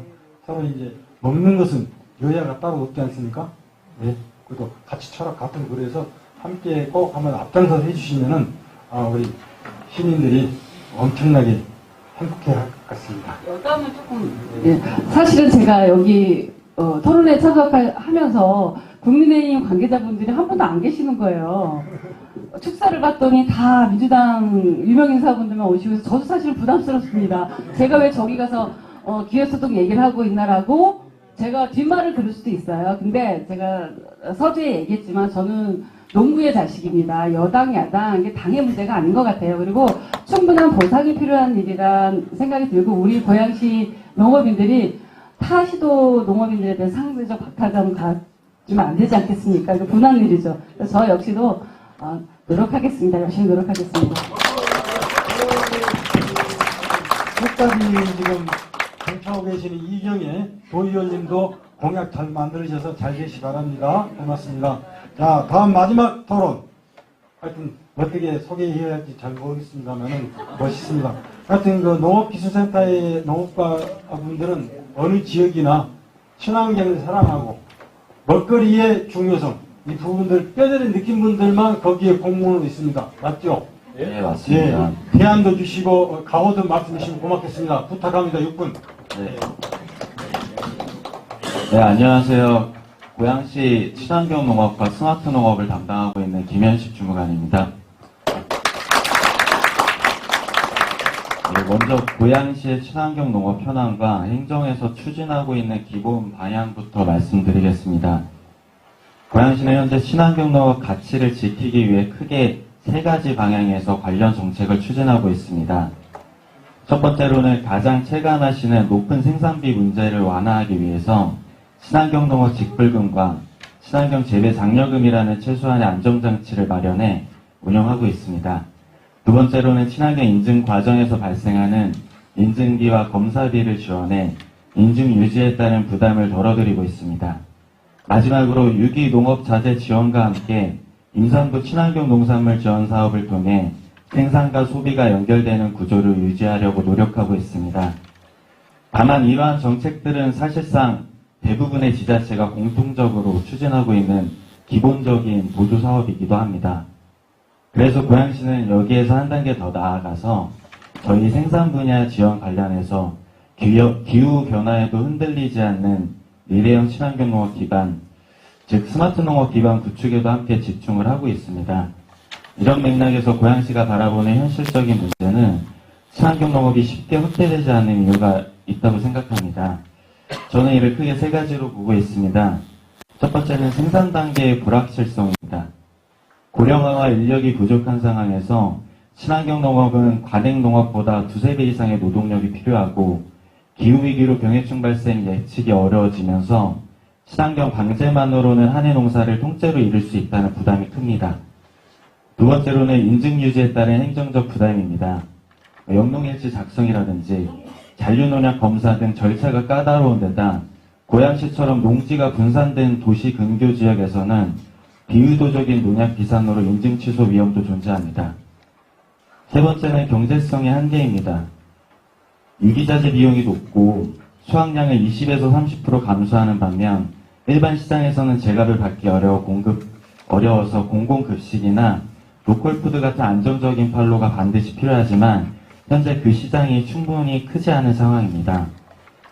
그래서 이러한 구조적 한계를 고려해서 저희 생산 분야에서는 고양시 친환경 농업의 고질적인 숙제인 병해충 관리와 노동력 문제를 스마트 농업 기술로 보완하는 방향으로 전략을 설정하고 있습니다.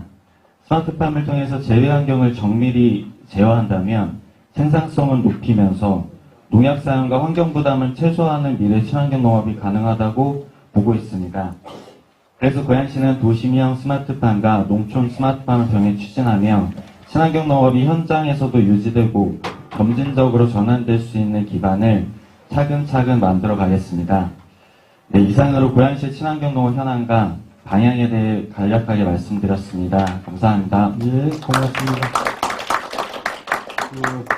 아마 여기에 현장에 계신 우리 농민분들이나 분들이 아마 질문을 제가 보기 느낌상 한 부분이 질문할 것 같아서 네네. 네, 준비 좀 해주십시오. 네. 예. 그래서 여기에 보니까 지금 여기에서 먹거리위원회까지 담당하시죠?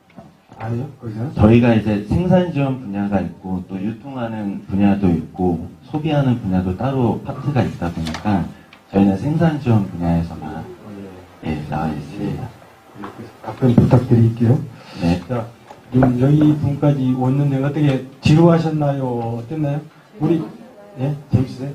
저쪽 양주에서 경기도 올해 회장님이신 이남영 선생님 여기가 오셔서 보니까 절대 다 읽고 공부하시는데 그렇게 공부할 게 또 남아있습니까?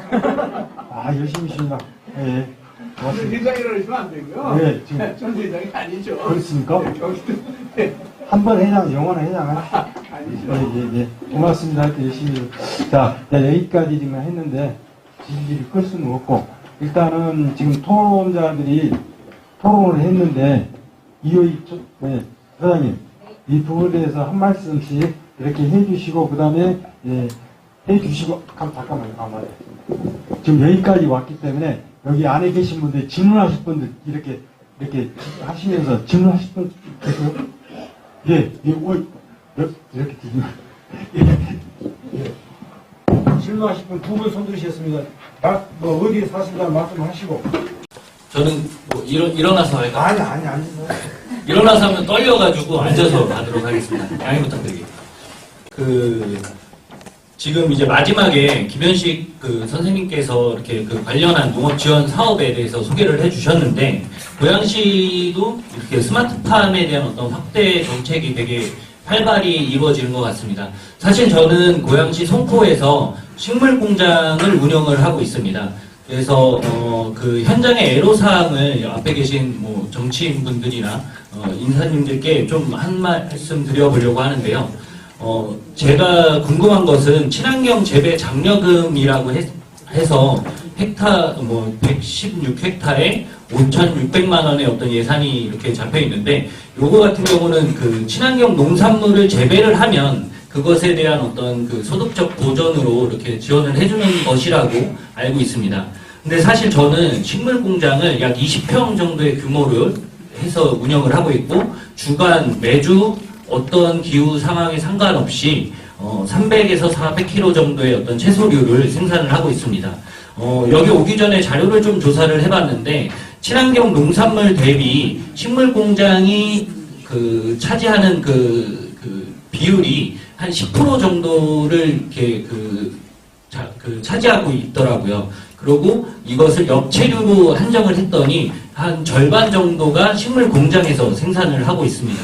이런 부분에 있어서 식물 공장에서는 적은 면적에서 보다 많은 농산물을 생산을 하게 되는데, 저희 같은 경우는 사실 면적이 20평이다 보니까 재배장려금을 산출을 했을 때 10,000원조차도 안 되는 그런 부분의 어떤 애로사항이 있습니다. 그래서 앞으로의 어떤 정책이나 제도적인 부분에서 친환경 농산물에 대한 어떤 생산량을 기준으로 이런 기준점을 하나를 더 만들어 주신다면은 저희 같은, 그리고 또 앞으로 식물 공장이나 스마트팜이 농업의 미래다라고 해서 시작하는 새로운 농부들에게 있어서도 많은 도움이 될 거라고 생각되어서 건의드립니다.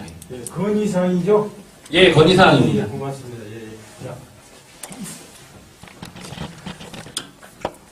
네, 안녕하세요. 저는 고양시에서 30년을 먹거리에 관심을 가지고 있는 우미란이라고 합니다. 아까 소개는 고양시 먹거리위원으로 소개가 되었는데요.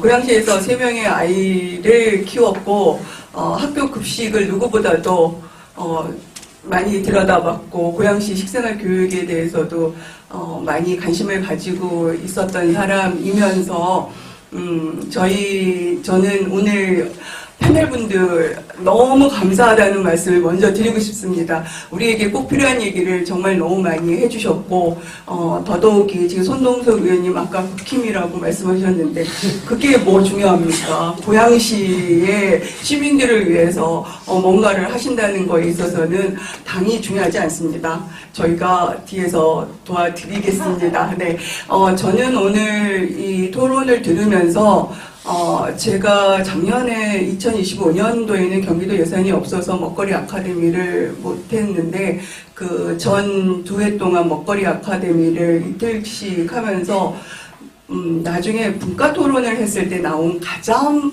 많은 얘기가 고양시 먹거리 정책에 대해서 반영을 해줬으면 좋겠다라는 게 다 학교 급식 얘기였습니다. 참여자들의 한 70-80% 이상이 먹거리, 특히 학교 급식, 거기에서 친환경을 가장 많이 고양시에서 좀 신경을 써줬으면 좋겠다라는 얘기들이 있었습니다. 저는 지금 친환경 농업을 하시는 분들이 생산을 하는 것도 굉장히 중요하지만 일단 소비가 중요하다고 생각합니다. 소비가 안 되는 것을 계속 생산만 하면 그건 안 되겠죠. 그러면 소비를 촉진하는 방법, 적정한 가격을 받고 소비를 촉진하는 방법은 아까 의원님 말씀하신 것 중에 인식의 한계, 거기에 대한 거는 교육입니다. 제일 먼저 교육을 시켜야 되는 사람들은 학부모. 학교 급식, 우리가 쉽게 하는 말 중에 남이 해준 밥이 제일 맛있다고 합니다. 그런데 내 아이들을 위해서 친환경으로 급식을 해준다는데 반대할 부모는 아무도 없습니다.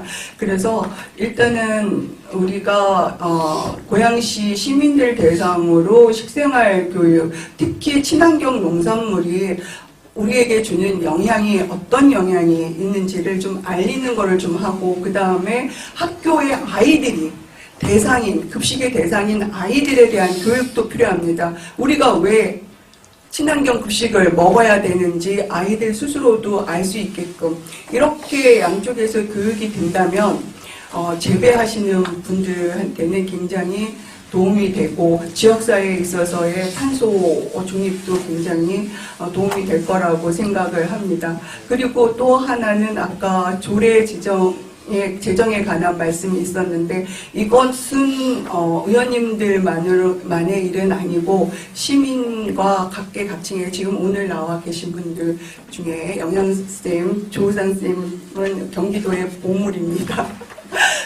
이런 분들 같이 모여서 고양시에 꼭 필요한 조례가 어떤 건지 같이 꼭 만들어 주셨으면 하는 바람으로 제가 건의처럼 말씀을 드리는 건데 또 하나 여기에 덧붙이자면 저도 말이 빨라지네요. 고양시에 식생활 관련하고 로컬푸드가 18개 매장이 있지만 친환경 농산물을 가지고 시민들이 체험하고 그걸 가지고 먹을 수 있는 체험관이 없습니다. 이거를 친환경 농산물 우리가 로컬푸드 매장 18개 매장을 다 가봐도 친환경 매대는 정말 조금 있고 친환경 농산물은 별로 눈에 보이지가 않습니다. 그렇다면 우리가 오늘 정책 토론회는 친환경 농업을 육성시키는 거기 때문에 그런 거를 제가 먹거리위원회에서도 상당히 많이 말씀을 드리는 얘기이기도 한데 매대를 늘려주시고 또 친환경 먹거리를 체험하고 그것이 우리에게 어떤 영향을 주는지를 같이 누릴 수 있는 그런 교육을 할 수 있는 복합문화센터 같은 것들을 시에서 예산 편성할 때 좀 해주셨으면 합니다. 그리고 우리 인접 지역에 있는 파주시에서는 이것을 위해서 지금 노력을 하고 있다라는 거를 형님, 저는 고양시가 파주시보다는 형님뻘이라고 생각하는데 형님도 아우가 잘하는 거 따라서 좀 하고 108만의 우리 고양 시민들이 앞으로 건강하게 잘 살 수 있는 그런 것이 됐으면 좋겠고 아까 김지영 선생님 말씀하신 것 중에 저 말씀하시는 내용이 머릿속에 딱 그려집니다. 산왕산 근처 그 부분들이 딱 생각이 되는데 탄소 중립 밸리를 만들자라는 말씀 굉장히 중요하셨고 그거에 관해서는 우리 손동석 의원님이 힘을 많이 실어주실 거라고 생각을 합니다. 네. 2부는 뒷풀이 때 하는 거. 네, 알겠습니다. 이것으로 마치겠습니다. 오늘 같이 해주셔서 패널분들 너무 감사합니다. 고맙습니다.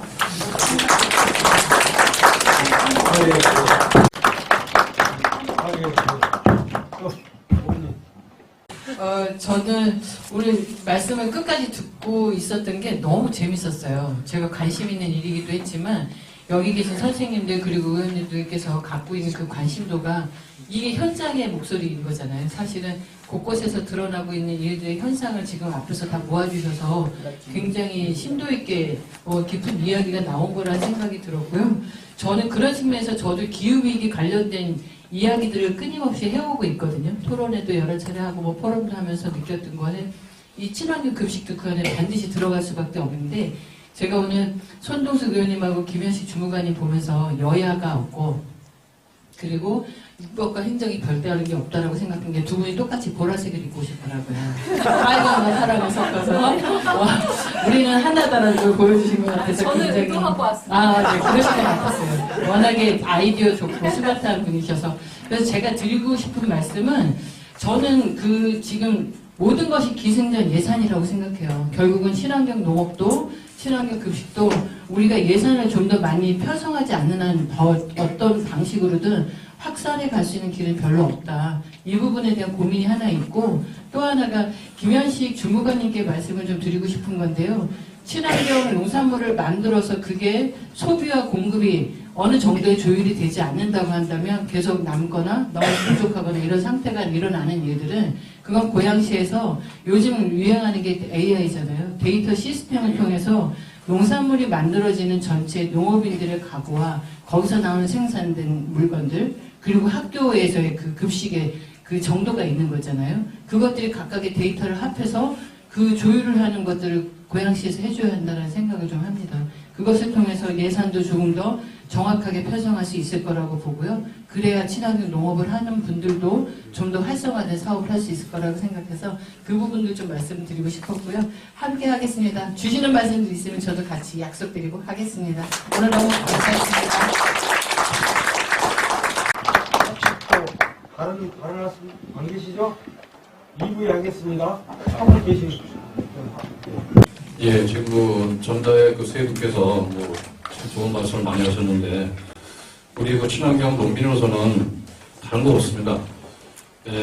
일단 받을 수 있는 걸 받아야 하는 입장인데 저희 고양시는 아까 말씀하셨던 경기도에서 24개 시군에서 기소득을 운영한다는데 지금 주위 파주시, 양주, 진포 뭐 요거 배제하면 저희가 가운데 껴 있습니다. 고양시가.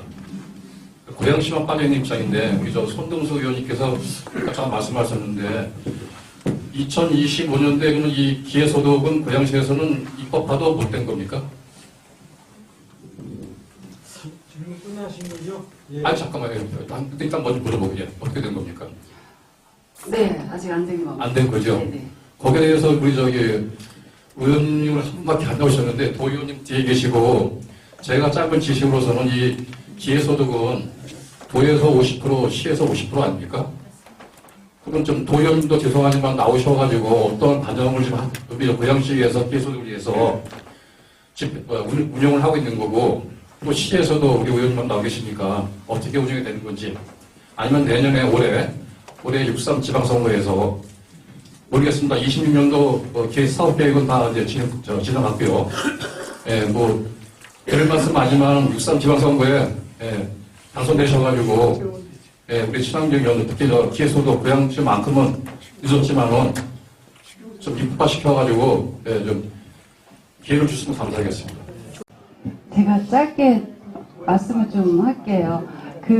제가 사실은 상반기 환경경제위원회 위원장을 했을 때, 그때 우리 염현수 회장님을 좀 빨리 만났으면 제가 조금 더 노력을 했을 거라는 생각이 좀 드는데, 얼마 전에 염현수 회장님을 뵀어요. 그래서 왜 우리 고양시에 이런 입법 과제가 그동안 테이블에 올라오지 않았었을까라는 생각이 듭니다. 여러 가지 드시는 생각이 있을 거예요. 근데 그 말씀들을 풀어서 제가 하기에는 조금 부족할 것 같아요. 제 생각이 부족한 게 아니라 장소가 좀 저한테는 불편한 점이 좀 없지 않아 있다는 말씀을 드리고요.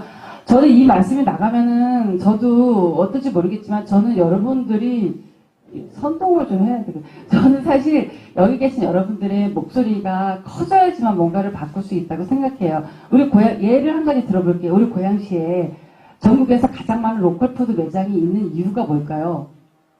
우리 시민들을 위해서 그리고 농민들을 위해서 그 로컬푸드 매장은 존재해야 되는 겁니다. 그 외에 또 다른 무엇인가를 위해서 이게 존재한다면 잘못된 거잖아요. 그래서 우리 지금 말씀하신 것처럼 먹거리 위원님 말씀하신 것처럼 그 로컬푸드 18개 매장에 친환경 농산물이 당당하게 올라갈 수 있는 매대도 있어야 되고 그것에 대한 예산도 누군가도 고민해서 세워야 합니다. 편성을 해야 되고 우리 의회에서 고민해서 그 예산을 통과시켜야 되는 거예요. 하지만 여태까지 그런 논의가 없었다는 거. 어쨌든 이 토론회가 오늘 이제 끝이 날 거고 저도 큰 짐을 지고 갈 거예요. 갈 거고 또 올해 선거 전이든 또 선거가 끝나고 나든 틀림없이 이 입법 문제에 대해서는 누군가가 들고 나올 겁니다. 제가 당선이 되면 저부터라도 들고 나올 거고요. 그래서 우리 고양시가 108만이지 않습니까? 그리고 농업인이 좀 적기는 해요. 그래서 더 신경을 안 쓰는 게 있을 수는 있겠지만 우리 108만 고양시에 다른 시도에 있는 조례가 없다라는 거는 좀 부끄러운 일이죠. 그래서 그 부분에 여든 야든 또 여야가 통틀어서든 노력해서 지금 우리 선생님 말씀하신 것처럼 올해에는 변화가 있어야 된다는 생각이 듭니다. 그래서 열심히 하겠습니다. 지금 말씀 주신 것에 대해서는 경기도에서는 기회소득이 굉장히 많지 않습니까? 지금 장애인, 예술인 여러 가지 계속해서 저희가 만들었었고 그 부분에 대해서 31개 시군에서 적극적으로 모두가 선제적 대응을 하고 있는데 고양시가 이 부분에 대해서는 항상 뒤처져 있거나 이루지 못한 일들이어서 제가 저희 행정감사할 때도 그랬고 끊임없이 이 고양시가 이루지 않고 있는 것들에 대해서는 문제 지적을 했는데 손동수 의원님도 말씀하셨지만 조례 제정이 제일 우선입니다. 예산을 반영하려면 조례를 만들어야 되는데 이 조례를 만드는 것부터 선제적으로 대응하지 못하고 있는 부분들이 좀 걱정이죠. 경기도에서 그 기회소득을 만들기 전에 이것들이 어떻게 만들어질 거라는 것이 다 미리 예견되거든요. 그러면 어떤 시군에서는 그 조례가 저희가 예산 편성하기 한참 전에 미리 다 만들어집니다. 그게 있어야만 예산을 편성할 수 있어서 고양시도 말씀 주셨으니까 조례 반드시 만들어 주실 거라고 생각하고요. 고양시 조례가 만들어지면 경기도는 추경에도 예산은 이미 다 편성되어 있어요. 고양시에서만 잡으면 됩니다. 이미 경기도에서는 이 예산이 다 잡혀 있고요. 이구 고양시에서 조례를 만들고 그 조례를 통해서 예산을 추경에 반영하면 할 수 있다고 보거든요. 저희 여야를 가리지 않고 그이들은 이번에 어떻게든 할 수 있도록 같이 노력하겠습니다. 네. 중원부원 제가 할 수는 없고 각오를 해주셔서 고맙습니다. 하여튼 어쨌든 간에 지금 제가 그 도지사 교육감이랑 해서 민간 저에서 공동 먹거리 위원장이거든요. 근데 우리 고양시는 여기 먹거리 위원회가 활성화가 안 되고 그래서 파주시만 민간 거버넌스로 회의를 간담회를 해왔어요. 그래서 지금 여기가 특례시라는 자랑스러운 이름 앞에 너무나 허술한 점이 많다. 그래서 이 부분도 조례제도 하려면 민간 거버넌스의 활성화, 소통이 됐었으면 지금 지적됐을 거야 아마. 그게 막혀 있는 겁니다. 그래서 의원 입법을 하시더라도 우리 농민분들이나 먹거리 시민들이 나서서 조례 개정 운동을 하겠다고 선언을 한번 하십시오. 그러면 되겠습니다. 그래서 시의원들 출마자들한테 약속 받으세요. 사인 받으세요. 제가 팁까지 해주고 가겠습니다. 마지막 제가 양주에서 왔는데요. 예. 제가 1분만 질문해 주시죠. 간단한 말씀드리겠어요. 이 기회소득은 지금 다 하고 있거든요. 아까 말씀드렸듯이 우리 손동수 의원님. 그래서 아시고 계시다시피 이것은 우리 농민들이 얘기하기 전에 그 의원님께서 입법 조례를 미리 만들어 주시면 우리 농민들이 땅 파고 농사 짓기도 어려워요. 시간 내기가. 그리고 올해는 아주 의원님께서 앞으로 나서서 이렇게 해주시면 좋겠다 싶습니다. 그리고 저 김현식 저 중반이 계시잖아요. 저희 양주는 제가 양주 회장이거든요. 그리고 제가 이제 그 경기도 원예국가 위원장인데 우리 양주는 한 번도 찾아가지 않았어요. 근데 첫 해부터 했어요. 왜? 공무원이 알아서 챙겨주는 게 그게 진짜 공무원이지 않습니까? 그렇게 해줘야 우리 농민이 편하죠. 모든 사람을 전념할 수가 있죠. 의원님 그렇게 해주세요. 네, 부탁드립니다. 네. 발의는 이미 만들어놨습니다. 자, 시간이 됐기 때문에 매정하게 정리하겠습니다. 하여튼 우리 이효희 박 박사님 그래서 의견을 발표해주시고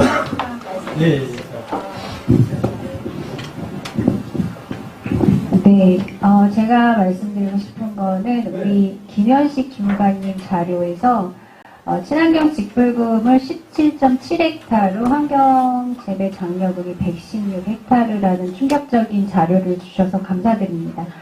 왜냐하면 지금 고양시가 유기가 13헥타르고 무농약이 135헥타르예요. 무농약은 3년차 이후가 되면 직불금을 못 받으실 수 있지만 유기농은 어쨌든 직불금을 50% 혹은 지금 인상돼서 60% 받으세요. 그렇기 때문에 이 면적 17헥타르는 고양시가 친환경 농업인들에게 줘야 될 마땅한 권리이자 대응, 여기도 말씀하셨지만 소득 보전과 생산비 차익 보전뿐만 아니라 공익활동에 대한 국가 차원에서의 직불금 지급을 안 하시는 직무유기라고 저는 생각을 합니다. 그래서 이 부분에 대해서 고양시 직불금 전수조사를 좀 해서 어떤 분이 못 받고 계시는지 이걸 좀 확인하고 싶고, 그리고 인증이 없는, 즉 경영체가 없는 분, 인증이 없는 게 아니라 인증은 있지만 경영체를 갖고 계신 분들만 드리는 직불금과 달리 경기도 도비 100%로 드리는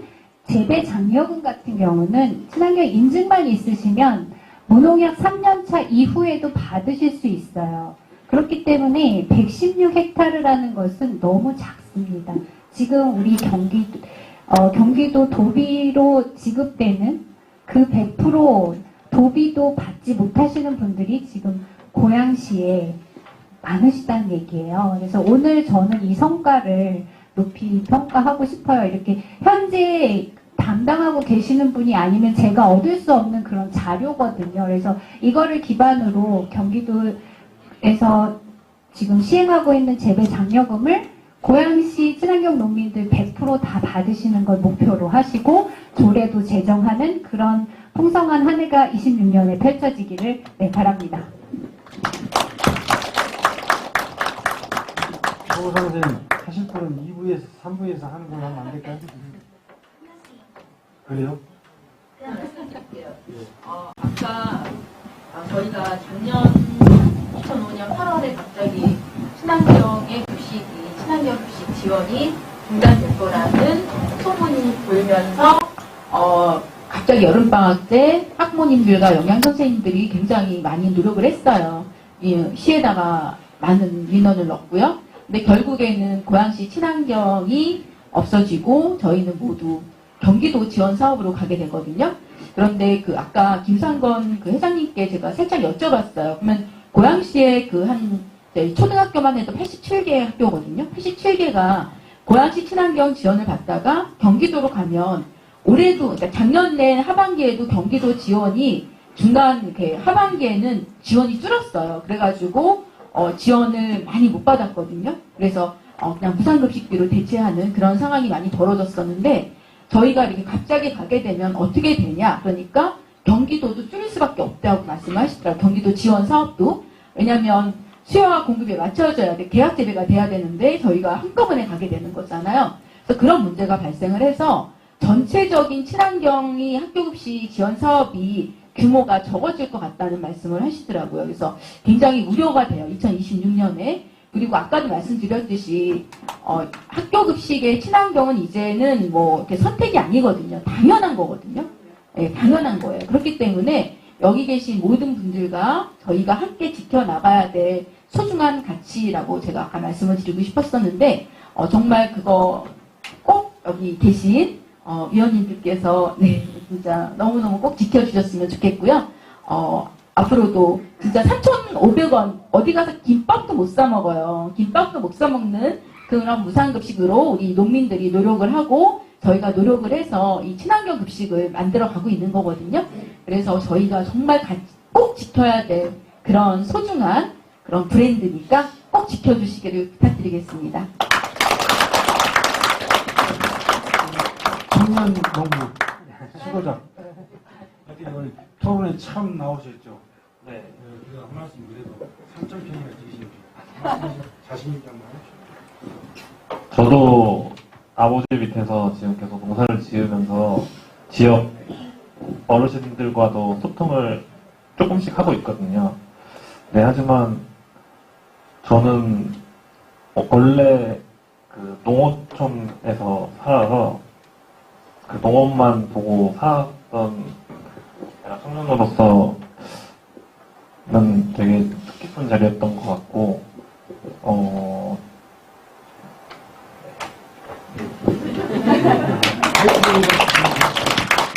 우리 김지영 선생님 길게 하실 거죠? 소비자로서 한번 말씀을 드릴게요. 그 친환경 농산물이 공공급식에 들어가는 건 기본이고, 개별 소비자들이 친환경 농산물을 쉽게 볼 수 있도록 구매처들을 좀 다양화해 주시면 좋겠고요. 그 다음에 로컬푸드의 운영위원회, 그러니까 운영진들이 있잖아요. 운영진을 약간 좀 개방해서 이렇게 시민사회에서 같이 들어가서 좀 정책들을 반영할 수 있게 좀 오픈하는 것들을 좀 이제부터 좀 추진해 주시면 안 될까, 이걸 좀 말씀드리고 싶습니다. 네네네. 네, 감사합니다. 하여튼 우리 오늘 슬로건이 기후위기 대응, 생태도시 고향, 친환경 학교급식과 그 다음에 농업정책 토론회를 모두 마치겠습니다. 2부 본사회자로 넘기겠습니다. 너무 고생하셨습니다. 우리 구의원 자장님을 비롯한 열띤 토론을 해주신 우리 팀장분들께 다시 한번 큰 박수 부탁드리겠습니다.